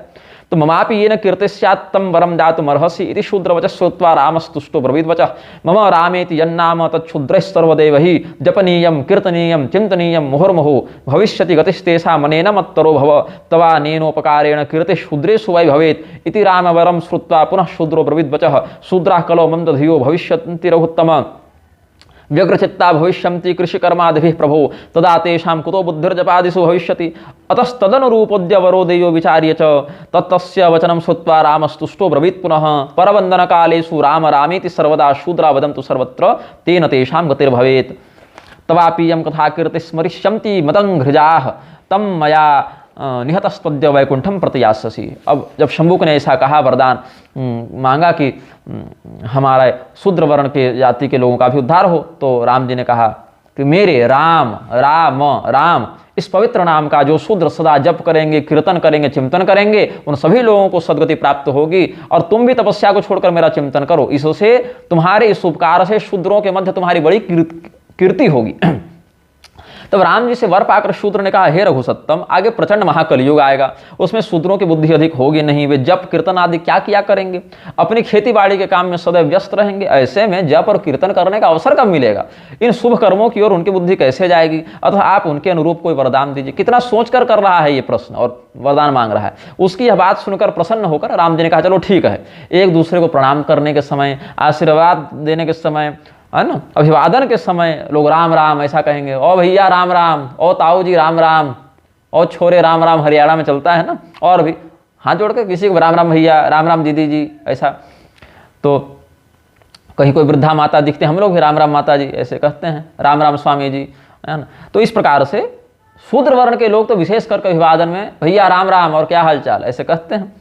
तो अब मुझे याद आया, मेरी बड़ी कम अवस्था थी उस समय, एक जाति की नाई, नापित जाति की एक महिला थी जो उस समय 20-22 साल की होंगी और हमारी अवस्था उस समय 8-9 वर्ष की होगी। तो उनको हम बीना दीदी कहते थे। अब तो विवाहिता हो गई वो कई वर्ष पूर्व, संतानवती भी हैं। तो एक दिन हमको कही गुड मॉर्निंग बाबू। तो हम सुबह सुबह स्नान करने जा रहे थे तालाब के किनारे। तो हम बोले कि दीदी गुड मॉर्निंग सब मत कहिए, राम राम कहा कीजिए। तो उस दिन से आज भी जब वो मुझे मिलते हैं तो राम राम बाबू ही कहते हैं। तो वही मुझे याद आ गया कि शूद्र वर्ण के लोगों के लिए शंबुक और श्री रामचंद्र जी के प्रसंग के कारण कितना सुंदर अवसर मिल गया कि भगवान ने कहा कि लोग एक दूसरे को प्रणाम, आशीर्वाद इत्यादि अभिवादन के समय राम राम ऐसा कहेंगे, इससे उनका उद्धार हो जाया करेगा। मेरे चरणों से उत्पन्न उस शूद्र समाज में तुम्हारा बड़ा नाम होगा, आज तुम हमारे हाथों मरकर वैकुंठ को जाओगे। तो आनंद रामायण के राज्यकांड के पूर्वार्ध के सर्ग 10 में कहते हैं, पुनर्ययाचे श्रीरामं वरमन्यम स्वकारणात् अस्मिन् शैले सदा तिष्ठ सीता लक्ष्मण संयुतः अंशतस्ते पूर्वमेव दर्शनम मम ये नराः करिष्यन्ति ततः पश्चात् ये नरास्तव दर्शनम कुर्वन्ति सहितं भक्त्या मोक्षमेव व्रजन्ति ते मद्दर्शनं विना मर्त्यास्त्वां पश्यन्त्य विचारतः तेषामुद्धरणं राम कुरु मद्वचनात् प्रभो तथोवाच तदा रामो भक्तिं तस्मै ददौ हरिः इति कृत्वा सुसन्तुष्टं हत्वा शूद्रं रघुत्तमः जीवयामास विप्रादीन सप्त साकेत संस्थितान तदाराभ्यात्र शूद्रस्तु विष्णुदासा वनीतले परवंदन कालेषु राम रामेति कीर्त्यते। इसके बाद शंबुक ने राम जी से यह और वरदान मांगा, आप सीता और लक्ष्मण के साथ सर्वदा इस पर्वत पर निवास करें, पहले मेरा दर्शन करने के बाद लोग आपका दर्शन करेंगे, तब उनको मोक्ष पद प्राप्त हुआ करे। इसके अलावा अब ठीक है, जो लोग भ्रमवश मेरा दर्शन किए बिना ही आपका दर्शन कर ले, उनका भी उद्धार हो जाए। अब ये स्थान वर्तमान में कहाँ है और किस स्थिति में, ये तो मैं अभी नहीं जानता हूँ, लेकिन श्री रामचंद्र जी ने तथास्तु कह के भक्ति का वरदान दिया और उसको मारकर अकाल मृत्यु से मरे लोगों को जीवित किया, जिसमें ब्राह्मण, क्षत्रिय, वैश्य, शूद्र सभी प्राणी थे जो अयोध्या में पड़े हुए थे। इसीलिए तब से ही पृथ्वी में शूद्र लोग आपस में प्रणाम और आशीर्वाद के समय राम राम कहा करते हैं। ये रहस्य है, ऐसे कथाओं का व्याख्यान शास्त्र में किया गया है, ऐसे आचार्यों को प्रसारण करना चाहिए। कुमार विश्वास और मनोज मुंतशिर और रामभद्राचार्य की बकवास के चक्कर में शास्त्रों को प्रक्षिप्त नहीं बोलना चाहिए। पद्म पुराण के प्रमाणों से हमने सिद्ध किया था कि श्री राम और शंबुक के मध्य बहुत सुंदर मधुर पिता पुत्र संवाद हुआ था, पिता पुत्रवत संवाद हुआ था। आनंद रामायण के प्रमाण से सिद्ध किया कि शंबुक की तपस्या के कारण केवल ब्राह्मण ही नहीं, अन्य लोग भी मर रहे थे। किसी का पुत्र, किसी का पति, किसी की बेटी, किसी की बहू, सब मर रहे थे। ब्राह्मण के साथ साथ क्षत्रिय भी मरा, वैश्य भी मरा, शूद्र के अंतर्गत तेली, लुहार, चमार, सब जाति के लोग मर रहे थे। अब जो लोग शंबुक को दलित और शोषित और ये सब कहते फिरते हैं, वो ध्यान दें कि शंबुक जो था वो राम जी के राज्य में मुख्य स्वास्थ्य अधिकारी था, चीफ मेडिकल ऑफिसर था, IAS के बराबर था, कोई शोषित पीड़ित नहीं था, CMO बना था वो अयोध्या का। अब बताइए, हमने आपको कहा था ना शुरू में, जहाँ पर पद्म पुराण का हम जब शुरू में इस प्रारंभ में ही वीडियो में कहे थे, जहाँ पर कहा कि तिरादृष्टो सिराघव, जहाँ शंबुक ने कहा कि बड़े दिनों के बाद आपका दर्शन हुआ, आप मिले हैं हमसे। तो पहले मिल चुका था शंबुक, कब मिला था, कैसे मिला था, वो बताते हैं। आपको स्मरण होगा कि सीता त्याग के संदर्भ में हमने जो वक्तव्य जारी किया था, उसमें देवरात और विश्वामित्र संवादात्मक कौशिक रामायण से हमने प्रमाण दिए थे। आज उसी कौशिक रामायण से हम ये प्रमाण देते हैं। देवरात जी ने पूछा है, श्रूयते रामचंद्रस्य राज्य द्विजसुतमृतः सद्विज शवमादाय राम द्वारिह्यपाक्षिपत न मे कुटुंबे कोप्यस्ति दुराचार परायणः राज्ञो दोषेण मे बालो मृत इति विनिर्णयः रामो नारद वाक्येन शंबुकं तपसि स्थितं शूद्रं जघान तत्कालं जीवितुं मृत बालकः द्विजस्य बालकः कस्मात् शूद्रस्य तपसा मृतः इति मे संशयं छिन्दी सर्वज्ञष्टं मतो मम। देवरात जी ने पूछा है कि सुना जाता है कि राम जी के राज्य में कोई ब्राह्मण का पुत्र मर गया था। ब्राह्मण ने अपने पुत्र का शव लाकर श्री राम जी के द्वार पर रख दिया और कहा कि मेरे परिवार में कोई भी दुराचारी नहीं है, अतः राजा के अपराध से ही मेरा पुत्र मरा है, यह निश्चित है। तो रामचंद्र जी ने नारद जी के द्वारा या अन्य वशिष्ठ आदि के द्वारा या आकाशवाणी से जानकर, अलग अलग कल्पों में थोड़ा भेद हो जाता है, लेकिन मुख्य घटनाक्रम वही रहता है कि शंबुक नामक शूद्र तपस्या कर रहा है, तत्काल उस शूद्र को मार डाला, तब वह मृत बालक पुनः जीवित हो गया। अब शूद्र के तपस्या करने से ब्राह्मण के पुत्र के मर जाने में क्या तुक है भाई? मैं आपको सर्वज्ञ मानता हूं, अतः आप मेरे इस संशय को दूर कीजिए। तो कौशिक जी ने बताया, शृणु पुत्र प्रसंगस्य रहस्यम परमाद्भुतम राम राज्ये जना सर्वे वर्णाश्रम परायणाः स्वं स्वं धर्मं विशेषेण पालयन्ति स्म सुव्रताः सत्कर्म निरता विप्रा ज्ञान मार्गाधिकारिणः क्षत्रियारक्षणे निष्ठाः सैन्यकर्माधिकारिणः वैश्याश्च कृषिगोरक्षा वाणिज्येष्वधिकारिणः शूद्राश्च सेवा निरताः शौचाचार परायणाः अंत्यजा नगर ग्राम परिष्काराधिकारिणः। हे पुत्र, विश्वामित्र जी कहते हैं, इस प्रसंग का परम अद्भुत रहस्य सुनो। राम जी के राज्य में सभी प्रजाजन अपने अपने वर्ण और आश्रम के धर्म का पालन करते थे। सभी लोग वर्णाश्रमी ही थे जो बड़ी तत्परता से इस व्रत का पालन करते थे। ब्राह्मण का 6 काम था, यज्ञ करना और कराना, दान लेना और देना, शास्त्र पढ़ना और पढ़ाना। षटकर्मों का पालन करते थे, ज्ञान मार्ग के अधिकारी होते थे। रक्षा निष्ठ क्षत्रिय सेना से संबंधित कार्य के अधिकारी होते थे। वैश्य वर्ण वाले कृषि गोरक्षा वाणिज्य व्यापार के संरक्षक होते थे। पवित्र आचार वाले शूद्रजन, शूद्राश्च सेवा निरता शौचाचार परायणा, पवित्र आचार वाले शूद्रजन सेवा क्षेत्र के कार्य में नियुक्त होते थे, सर्विस सेक्टर उनका था। और अमत्यजगण नगर और ग्राम की स्वच्छता से संबंधित कार्यों में संलग्न किए जाते थे। अब शंभू को क्या था? शंभू कोशावयोध्यायाम स्वास्थ्य रक्षाधिनायकः सहस्रस्वं त्यजा अस्य शुद्धि संस्कार कर्मणि आधिपत्ये नियुक्तास्तु कुर्वन्ति मार्जनादिकं सोऽयं स्वास्थ्य विभागस्य प्रमुखो राजसेवकः अदत्त्वा सूचनां मूढो जगाम गहनं वनं तत्र देवत्वमाप्राप्त्यर्थं महोग्रं तप आस्थितः पादो बद्ध्वा वटस्कन्धे लम्बितो यमधोमुखः अध्यक्षरहिते क्षेत्रे कर्मिणस्ते निरङ्कुशाः न सम्यग् विदधुः शुद्धिं प्रमादस्य वशानुगाः सम्मार्जन प्रोक्षणाभ्यां विहीना वीथयस्तथा पंकिला दुर्मला जाता अतिदुर्गन्धसङ्कुलाः मक्षिका बहुला गेहा मशकव्रादपीडिताः विसूचिका रुजाग्रस्तो मृतस्तत्र द्विजार्भकः। शंभूक नाम का जो शूद्र था वो अयोध्या नगरी की स्वास्थ्य रक्षा का मुख्य अधिकारी था। सहस्त्रों अमत्यज इसके आधिपत्य में नियुक्त थे, इसके नीचे काम करते थे। नगर की सफाई से संबंधित जो आज की भाषा में नगर निगम की व्यवस्था है और जो सेवाएं स्वास्थ्य और इसके लिए सफाई के लिए आवश्यक थी वो किया करते थे। ये स्वास्थ्य विभाग का प्रमुख राजसेवक होते हुए भी स्वयं स्वास्थ्य विभाग से प्रमुखो राजसेवक, प्रधान राज्य का अधिकारी था ये स्वास्थ्य विभाग में। बिना कुछ सूचना दिए जंगल में जाकर तपस्या करने लगा। देवता बनने के अभिलाषा से बड़ा भारी उग्र तप करने लगा। अपने दोनों पैर एक वट वृक्ष के तने से बांधकर सिर को नीचे करके उल्टा लटक गया। जब अध्यक्ष नहीं रहा तो नीचे काम करने वाले सब सफाई कर्मचारी मनमाने हो गए। उन्होंने प्रमादवश नगर की साफ सफाई ठीक से करना बंद कर दिया। अब झाड़ू बुहारू और सफाई धुलाई के भाव में गलियां गंदी हो गई, जगह जगह कीचड़ और कचड़ा भरने लगा, बहुत दुर्गंध व्याप्त हो गया। घर घर में मक्खियां भिन भिनाने लगी, मच्छरों के झुंड सर्वत्र हो गए। ऐसी दशा में हैजा फैल गया और उसी प्रकोप में ब्राह्मण का बालक मर गया।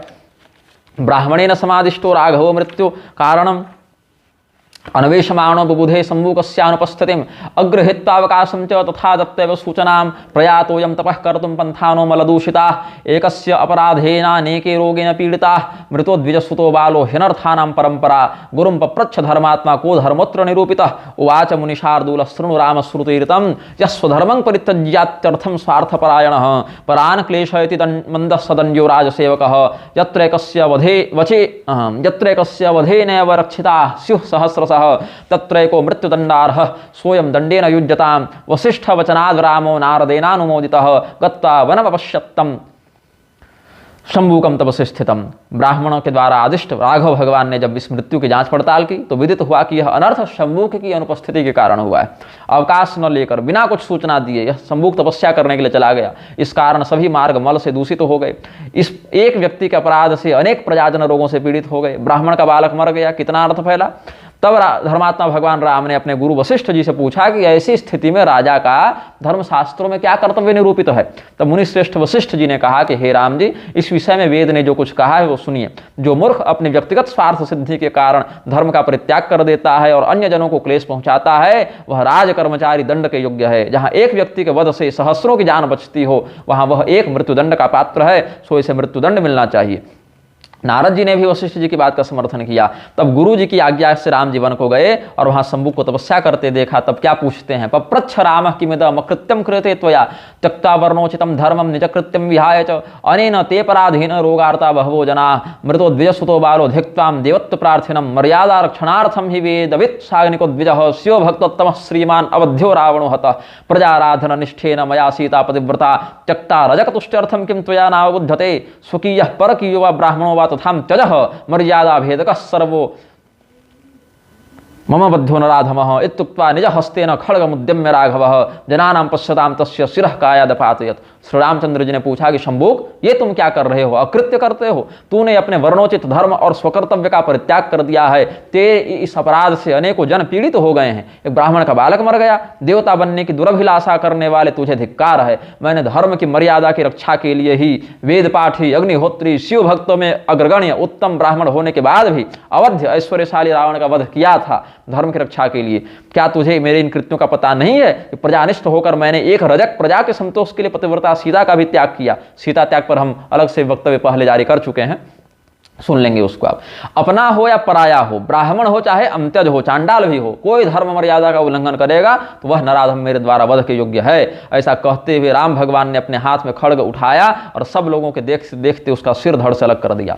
पुनरागत्य साकेतम रामेण द्विजबालकः चिकित्सितो भिषग् वर्गैः ब्राह्मणैश्चाभिमन्त्रितः मृत्युंजय महामंत्र जपेन परिरक्षितः अचिरेणैव कालेन सम्यक् जातो निरामयः देवादुंद भयो नेदुः पुष्पवृष्टिरभूत्तदा रामस्य जयघोषेण पूरिताश्च दिशो दश एतत्ते सर्वमाख्यातं यच्छ्रुतं नारदान् मया शंभूकतापसवध रहस्यम हेतु गर्भितम।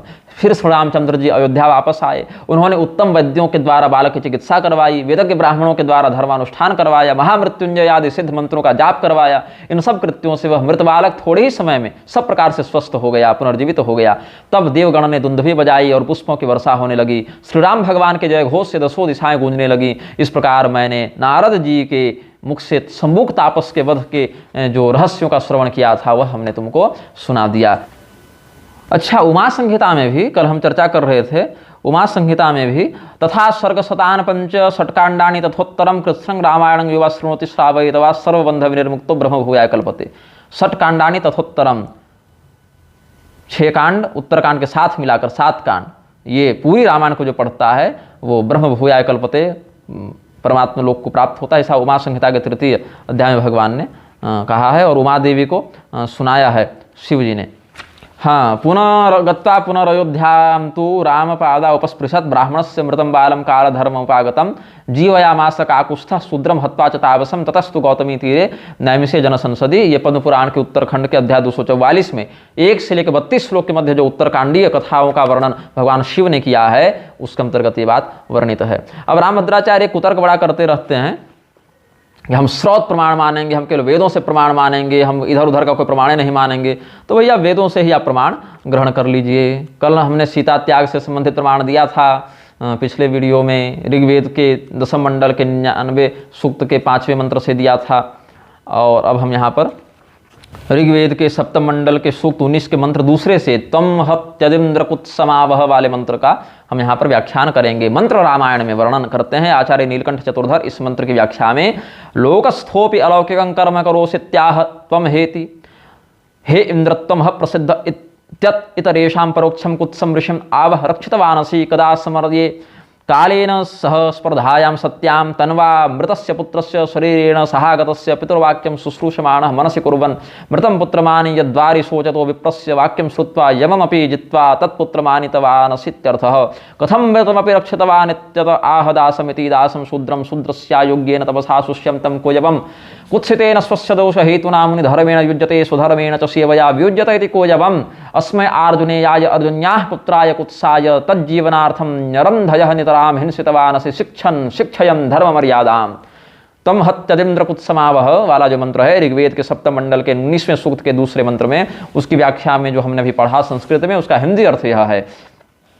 आचार्य नीलकंठ चतुर्धर मंत्र रामायण में लिखते हैं, हे राम, यह प्रसिद्ध है कि कुत्स ऋषि की तुमने रक्षा की। अपने मृत पुत्र के शरीर के साथ द्वार पर आए हुए उसके पिता ब्राह्मण के शोक वचनों को सुनकर यमराज को भी जीतकर तुम उसके पुत्र को ले आए। दास संज्ञक शूद्र को शूद्र के लिए अयोग्य तपस्या से शोषित होते देखकर, तपस्या से ही वह शोषित हो रहा था, वह अपने दोष की हेतुभूत मुनिधर्म में लग रहा है और स्वधर्म सेवा से विमुख हो रहा है। आपने अर्जुनी के पुत्र अर्जुनेय कुत्स के जीवन हेतु उस शूद्र को अनुचित तपस्या से हटाकर उसका संहार किया। इस प्रकार धर्म मर्यादा की शिक्षा दी।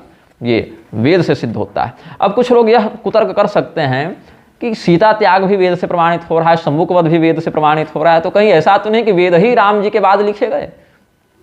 ये भी कुछ दुर्बुद्धि, क्या कि जब दिमाग भटकता है तो बहुत ज़्यादा ही भटक जाता है। तो आपको यह स्मरण होना चाहिए जो हमने सीता त्याग के प्रकरण में भी बात कही थी, और यहाँ भी इस बात को हम कह रहे हैं कि जब ऋग्वेद के 10 मंडल के 99 सूक्त के 5वें मंत्र में कहते हैं तो वम्रस्य वाल्मीकेः ये शब्द प्रयुक्त किया है मंत्र रामायणकार ने। कैसे माने कि मंत्र रामायणकार ने यह सही व्याख्या की है, तो वाल्मीकि जी का नाम वेद में वम्री के नाम से आया है। वम्रस्य मन्ये मिथुना विवव्री ऐसे आया है ना। तो यहाँ वम्र का क्या अर्थ है, बोले वम्रस्य वाल्मीकि, वम्र कहते हैं वाल्मीकि को। और ये बात कैसे प्रमाणित होती है, वेदों में वाल्मीकि जी का नाम वम्री आया है कैसे, तो यहाँ पर सूत जी बताते हैं, कौशिक रामायण के अंतर्गत ये बात वर्णित है। गाधिपुरस्य निकटे जाह्नव्या दक्षिणे तटे क्षेत्रं बकसरो नाम नाना वृक्षोपशोभितं लता गुल्म निकुञ्जाढ्यं सर्वतोर्सुखसंयुतं वन्यपुष्पसमाकीर्णं कन्दमूलफलाधिकं तत्र गाधिसुतः श्रीमान् कौशिको मुनिसत्तमः निर्माय स्वाश्रमं दिव्यमुवास तपसि स्थितः स्वाध्याय निरतास्तस्य शिष्या अयुतसंख्यकाः तत्रैव निवसन्ति स्म ब्रह्मचर्यव्रते स्थिताः एवं कुलपतेस्तस्य प्रियः पुत्रत्वमागतः शिष्यस्वन्यतमो वर्णी देवरात इति स्मृतः एकदा कौशिकः श्रीमान् सम्यग् हुतहुतासनः आस्थितः शिष्य सदसी पाठयामास सुव्रतः देवरातस्तदा वाक्यं प्रोवाच वदतांबरः। गाधीपुर के निकट गंगा के दक्षिण तट के पास बकसर नामक एक क्षेत्र है। बक कहते हैं बगुला को, बगुला से जो तालाब घिरा रहे उसको बकसर कहते हैं।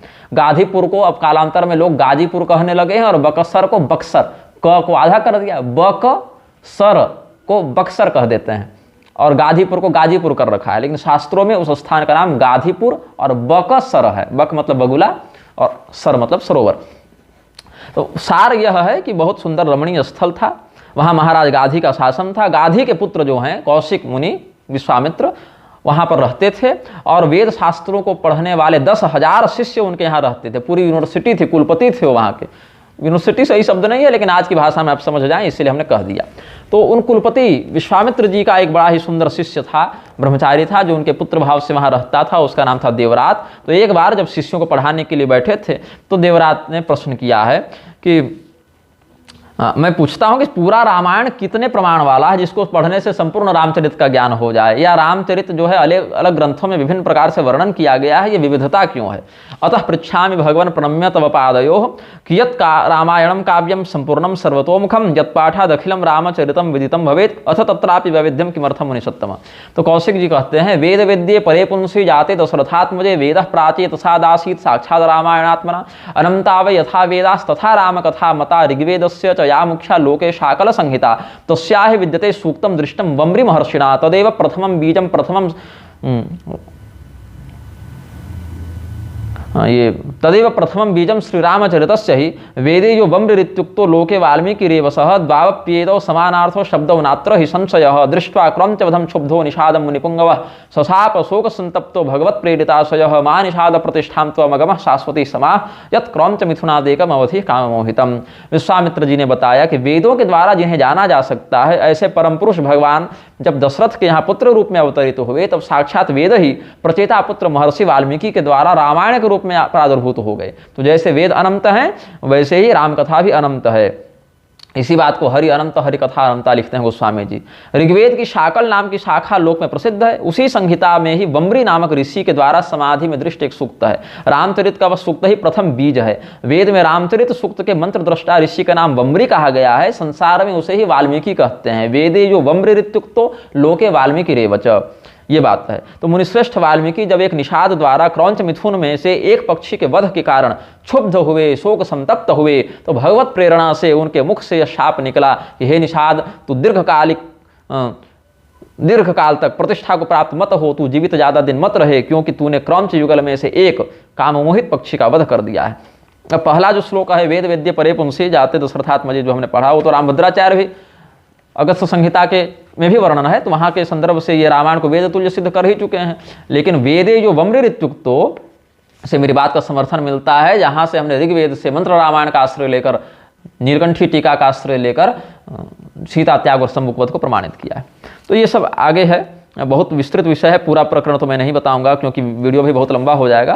कहने का भाव है कि अलग अलग ऋषियों ने, पहले तो आप अध्यात्म रामायण की मेरी कथा सुनेंगे, हमने आनंद रामायण के आधार पर और कौशिक रामायण के आधार पर तो हमने बताया ही है कि वहाँ पर जो रामायण है वो अनंत थी, कम से कम 100 करोड़ श्लोक फिर भी मनुष्य दृष्टि से समझा जा सकता है, शतकोटि प्रविस्तरम। उसका अलग अलग लोकों में शिव जी ने भगवान नारायण के समन्वय से विभाजन किया तो 33 करोड़ मिले, फिर 1 करोड़ बचा तो 33 लाख मिले, फिर 1 लाख बचा तो 33 हजार मिले, फिर 1000 बचा तो 33 मिले, फिर 100 बचा 333 बटा तो 1 श्लोक बचा तो उसमें 32 अक्षर थे। राम रामेति रामेति रमे रामे मनोरमे सहस्र नाम तत्तुल्यम राम नाम वरानने।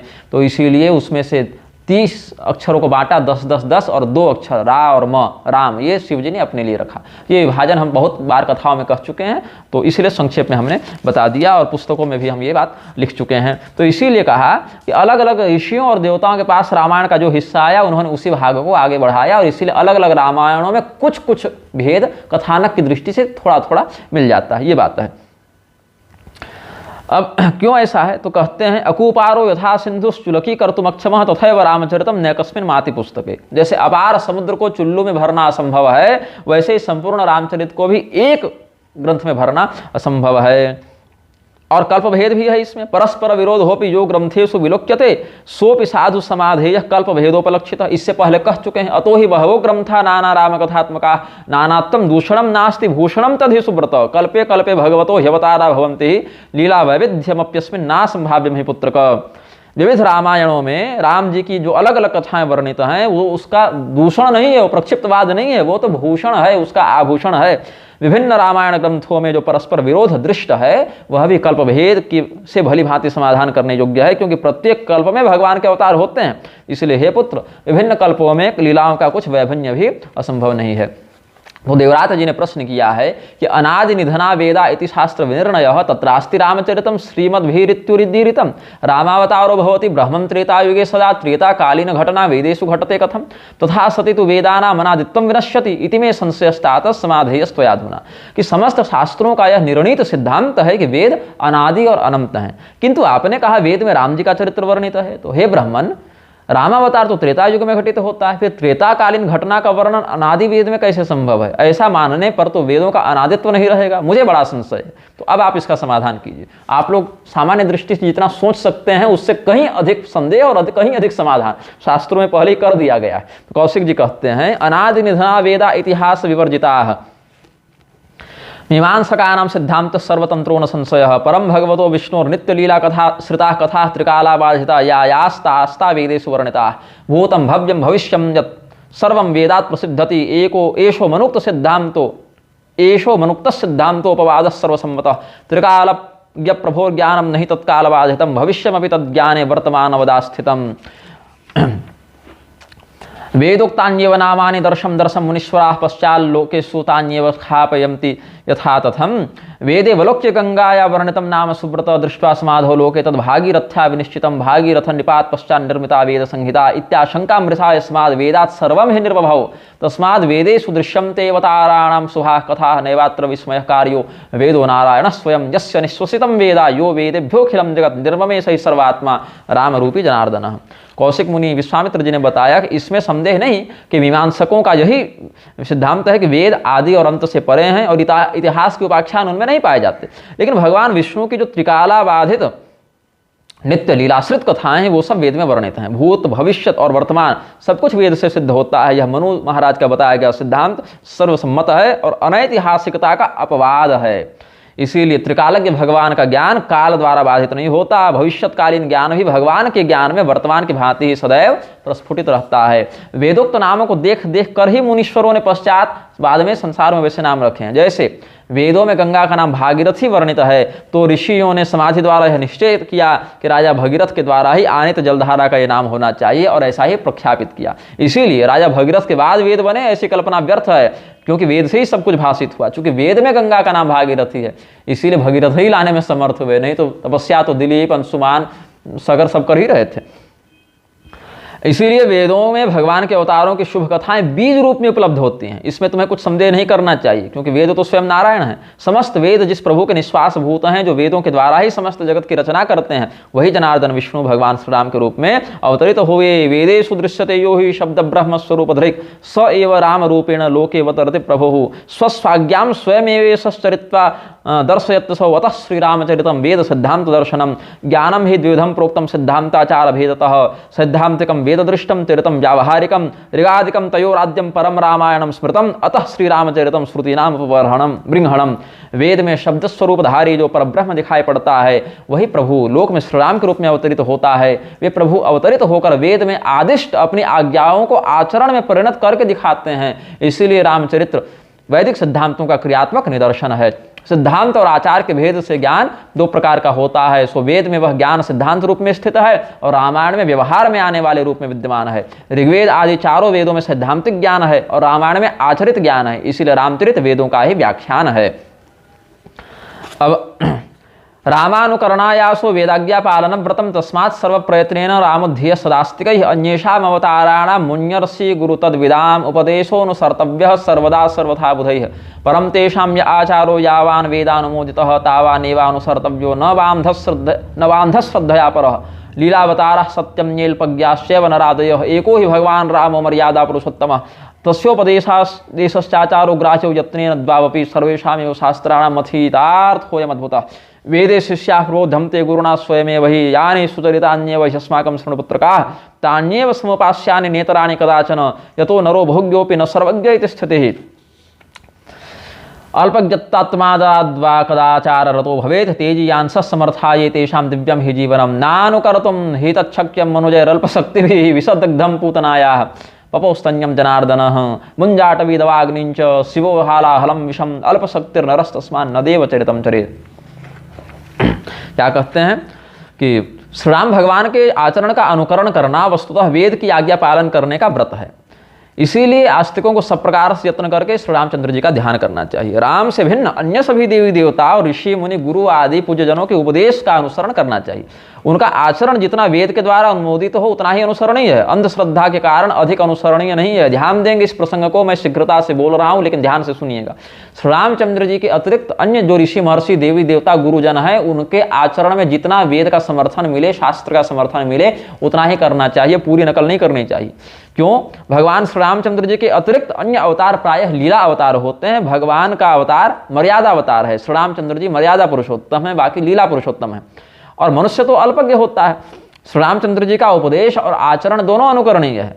लेकिन हे देवरात, वेदों में गुरु शिष्य को सर्वप्रथम यही उपदेश देते हैं कि हे पुत्र सुनो, हमारे जो वेदानुमोदित अच्छे आचरण हो उनका ही तुम अनुसरण करना, अन्यों का नहीं। क्योंकि मनुष्य बहुत कुछ का ज्ञाता होता हुआ भी सब कुछ का ज्ञाता नहीं होता, ये बात स्पष्ट है। इसीलिए अल्पज्ञ होने के कारण अथवा प्रमादवश मनुष्य अधर्म के आचरण में रत हो सकता है। जो तेजस्वी और समर्थ होते हैं उनका जीवन दिव्य कोटि का होता है। अल्पशक्ति वाला साधारण मनुष्य उनके दिव्य आचरणों की नकल नहीं कर सकता। शंकराचार्य जी ने भी नो इतराणी कहा ना तैत्तरीयोपनिषद के भाष्य में, हमारे चरित्र में जो तुमको दिखे शास्त्र सम्मत, वेद सम्मत, आमनाय सम्मत वो तुम करना, सब कुछ मत करना, इतर वाला मत करना। भगवान कृष्ण ने पूतना का विषाक्त स्तनपान किया और मुंज वन में लगी अग्नि का पान किया। भगवान शिव ने हालाहल विष का पान किया क्योंकि वे समर्थ थे। इसीलिए अल्प शक्ति वाले मनुष्य को देवताओं के आचरण का अनुकरण नहीं करना चाहिए, उनके उपदेश का अनुकरण करना चाहिए। और श्री रामचंद्र जी मर्यादा पुरुषोत्तम है तो उनके उपदेश और आचरण दोनों ग्राह्य हो जाते हैं। अब एक कुतर्क कुछ लोग यह भी कहते हैं कि भगवान जब सर्वज्ञ है तो सम्मुख से पता क्यों पूछते गए, सम्मुख से उद्देश्य को पूछने लगे, ये उपाय क्यों पूछने लगे। भाई भगवान सर्वज्ञ हैं, लेकिन आप देखें श्रीमद् भागवत महापुराण में राजा नृग से भगवान पूछे हैं कि नहीं सब कुछ जानते हैं पर तुम कौन हो। 10वें स्कंद के उत्तरार्ध के अध्याय 64 के 7वें श्लोक में क्या कहते हैं, पप्रच्छ विद्वान पितन निदानम जनेषु विख्यापयितुं मुकुंदः कस्तम महाभाग वरेण्य रूपो देवोत्तमं त्वां गणयामि नूनम। भगवान तो जानते थे फिर भी पूछते हैं। और ये राजा नृग भी बताते हैं कि किं नुते विदितं नाथ सर्वभूतात्म साक्षिणः काले नाव्याहत दृशो वक्षेथापि तवाज्ञया। कि भगवान आप तो सब जान ही रहे हैं, क्या आपको पूछने की आवश्यकता, लेकिन आपकी आज्ञा है तो मैं अपना परिचय देता हूँ। भगवान पूछने और खोजने की बात छोड़िए, वो तो सीता जी की भी खोज कर रहे थे ना, हे खगमृग हे मधुकर श्रेणी, पूछ ही रहे हैं उनसे। सती जी को भ्रम हो गया और भगवान रोते हैं, भागते हैं। तामात्तयष्टिं प्रसमीक्ष्य सत्वरः ततो वरुहिजापससार भीतवत् गोप्यन्वधावन्नयमापयोगिनां क्षमं प्रविष्टुं तपसेरितं मनः अनवंचमाना जननी बृहच्चलच्छ्रोणी भराक्रान्तगतिः सुमध्यमा जवेन विसृंसितकेशबन्धनच्युतप्रसूनानुगतिः परामृशत् कृतागसं तं प्ररुदं तमक्षिणी करशं तमञ्जनमशिणि स्वपाणिना उद्वीक्षमाणं भयविह्वलेक्षणं हस्ते गृहीत्वाभिषयं त्यवागुरत् त्यक्त्वा यष्टिं सुतं भीतं विज्ञायार्भकवत्सला येष किल तं बद्धुं दाम्ना तद्वीर्यकोविदा। श्रीमद्भागवत महापुराण में जहाँ उखल बंधन का प्रसंग है 10वें स्कंद के पूर्वार्ध के अध्याय 9 में, वहाँ भगवती यशोदा जी छड़ी लेकर भगवान को दौड़ा रही हैं, भगवान रो रहे हैं, भाग रहे हैं, ये सब तो लीला कर रहे हैं। तावंघ्रियुग्ममनुकृष्य सरिसृपं तौ घोष प्रघोष रुचिरं व्रजकर्दमे सूतन्नाद हृष्ट मनसावनुसृत्य लोकं मुग्ध प्रभीत वदुपेयतुरंति। श्रीमद् भागवत महापुराण के 10वें स्कंद के पूर्वार्ध के अध्याय 8 में। अब राधा जी से भी भगवान भयभीत हुए हैं। प्रणय भय का, प्रणय भीति का यहाँ प्रदर्शन किया है भगवान ने। ब्रह्मवैवर्त पुराण के प्रकृति खंड के अध्याय 49 के श्लोक 20 में कृष्णम कृत्वा सावधानम गोपै सार्धम पलायितः भयेन कृष्ण संत्रस्तो विहाय व्रजाम सतीम। भगवान जब देखते हैं कि वैकुंठ पर हिरण्यकशिपु ने आक्रमण किया है तो उसके हृदय पर भयभीत होने की लीला करते हुए छिप जाते हैं। यतो यतो हम तत्रासो मृत्यु प्राणभितामिव अतो हम अस्य हृदय प्रवेक्षामि पराग्रसः। वामन भगवान बलि को बता रहे हैं श्रीमद् भागवत में। एवं सनिश्चित रिपुः शरीर मधावतो निर्विवशे सुरेंद्र श्वासा निरांतरहित सूक्ष्म देहस्तत्प्राण रंध्रेण विविघ्न चेता।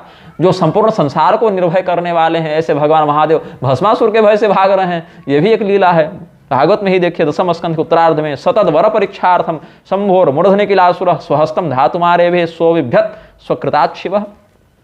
ये सब बातें शास्त्र में समझनी चाहिए। भगवान की लीला में इस प्रकार का कोई वैमनस्य नहीं पालना चाहिए। मूर्खों की संगति से बचना चाहिए। अब आज दिक्कत क्या हो गई है, परंपरा से शास्त्रों का अध्ययन छूट गया, बंद हो गया, चिंतन का अभाव हो गया। अब लोग अपने से किताब खरीद लेते हैं। लोग सोचते हैं कि किताब को खरीद लेंगे तो वो ग्रंथ बन जाएगा। नहीं, ग्रंथ और किताब अखबार सब में वही कख छपा होता है, लेकिन शास्त्र का जो बल है वो परंपरा से प्राप्त होता है, आराधन से प्राप्त होता है। पॉलिटिक्स और मीडियाबाजी से प्राप्त नहीं होता कि हम बैठे एक दिन और भगवान पर चिंतन करने लगे, अरे भगवान ऐसा कैसे किए, ऐसा नहीं कर सकते, ऐसा सही है, ऐसा गलत है, और अगर ये प्रसंग है तो जरूर मिलावटी होगी, और किसने मिलावट की, कब की, इसका कोई अता पता नहीं है।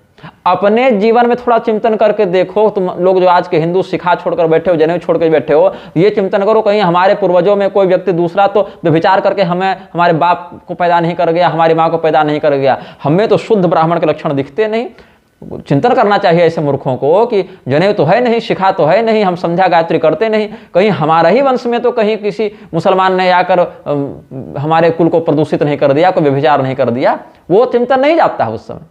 वहां पर बड़ी शाम दिखाओगे, लेकिन शास्त्रीय बातों में अपनी बुद्धि घुसाओगे, कुतर्क बुद्धि, कि ऐसा नहीं हो सकता, ये मिलावटी होगा, ये प्रक्षिप्त होगा, ये किसी ने जोड़ दिया होगा।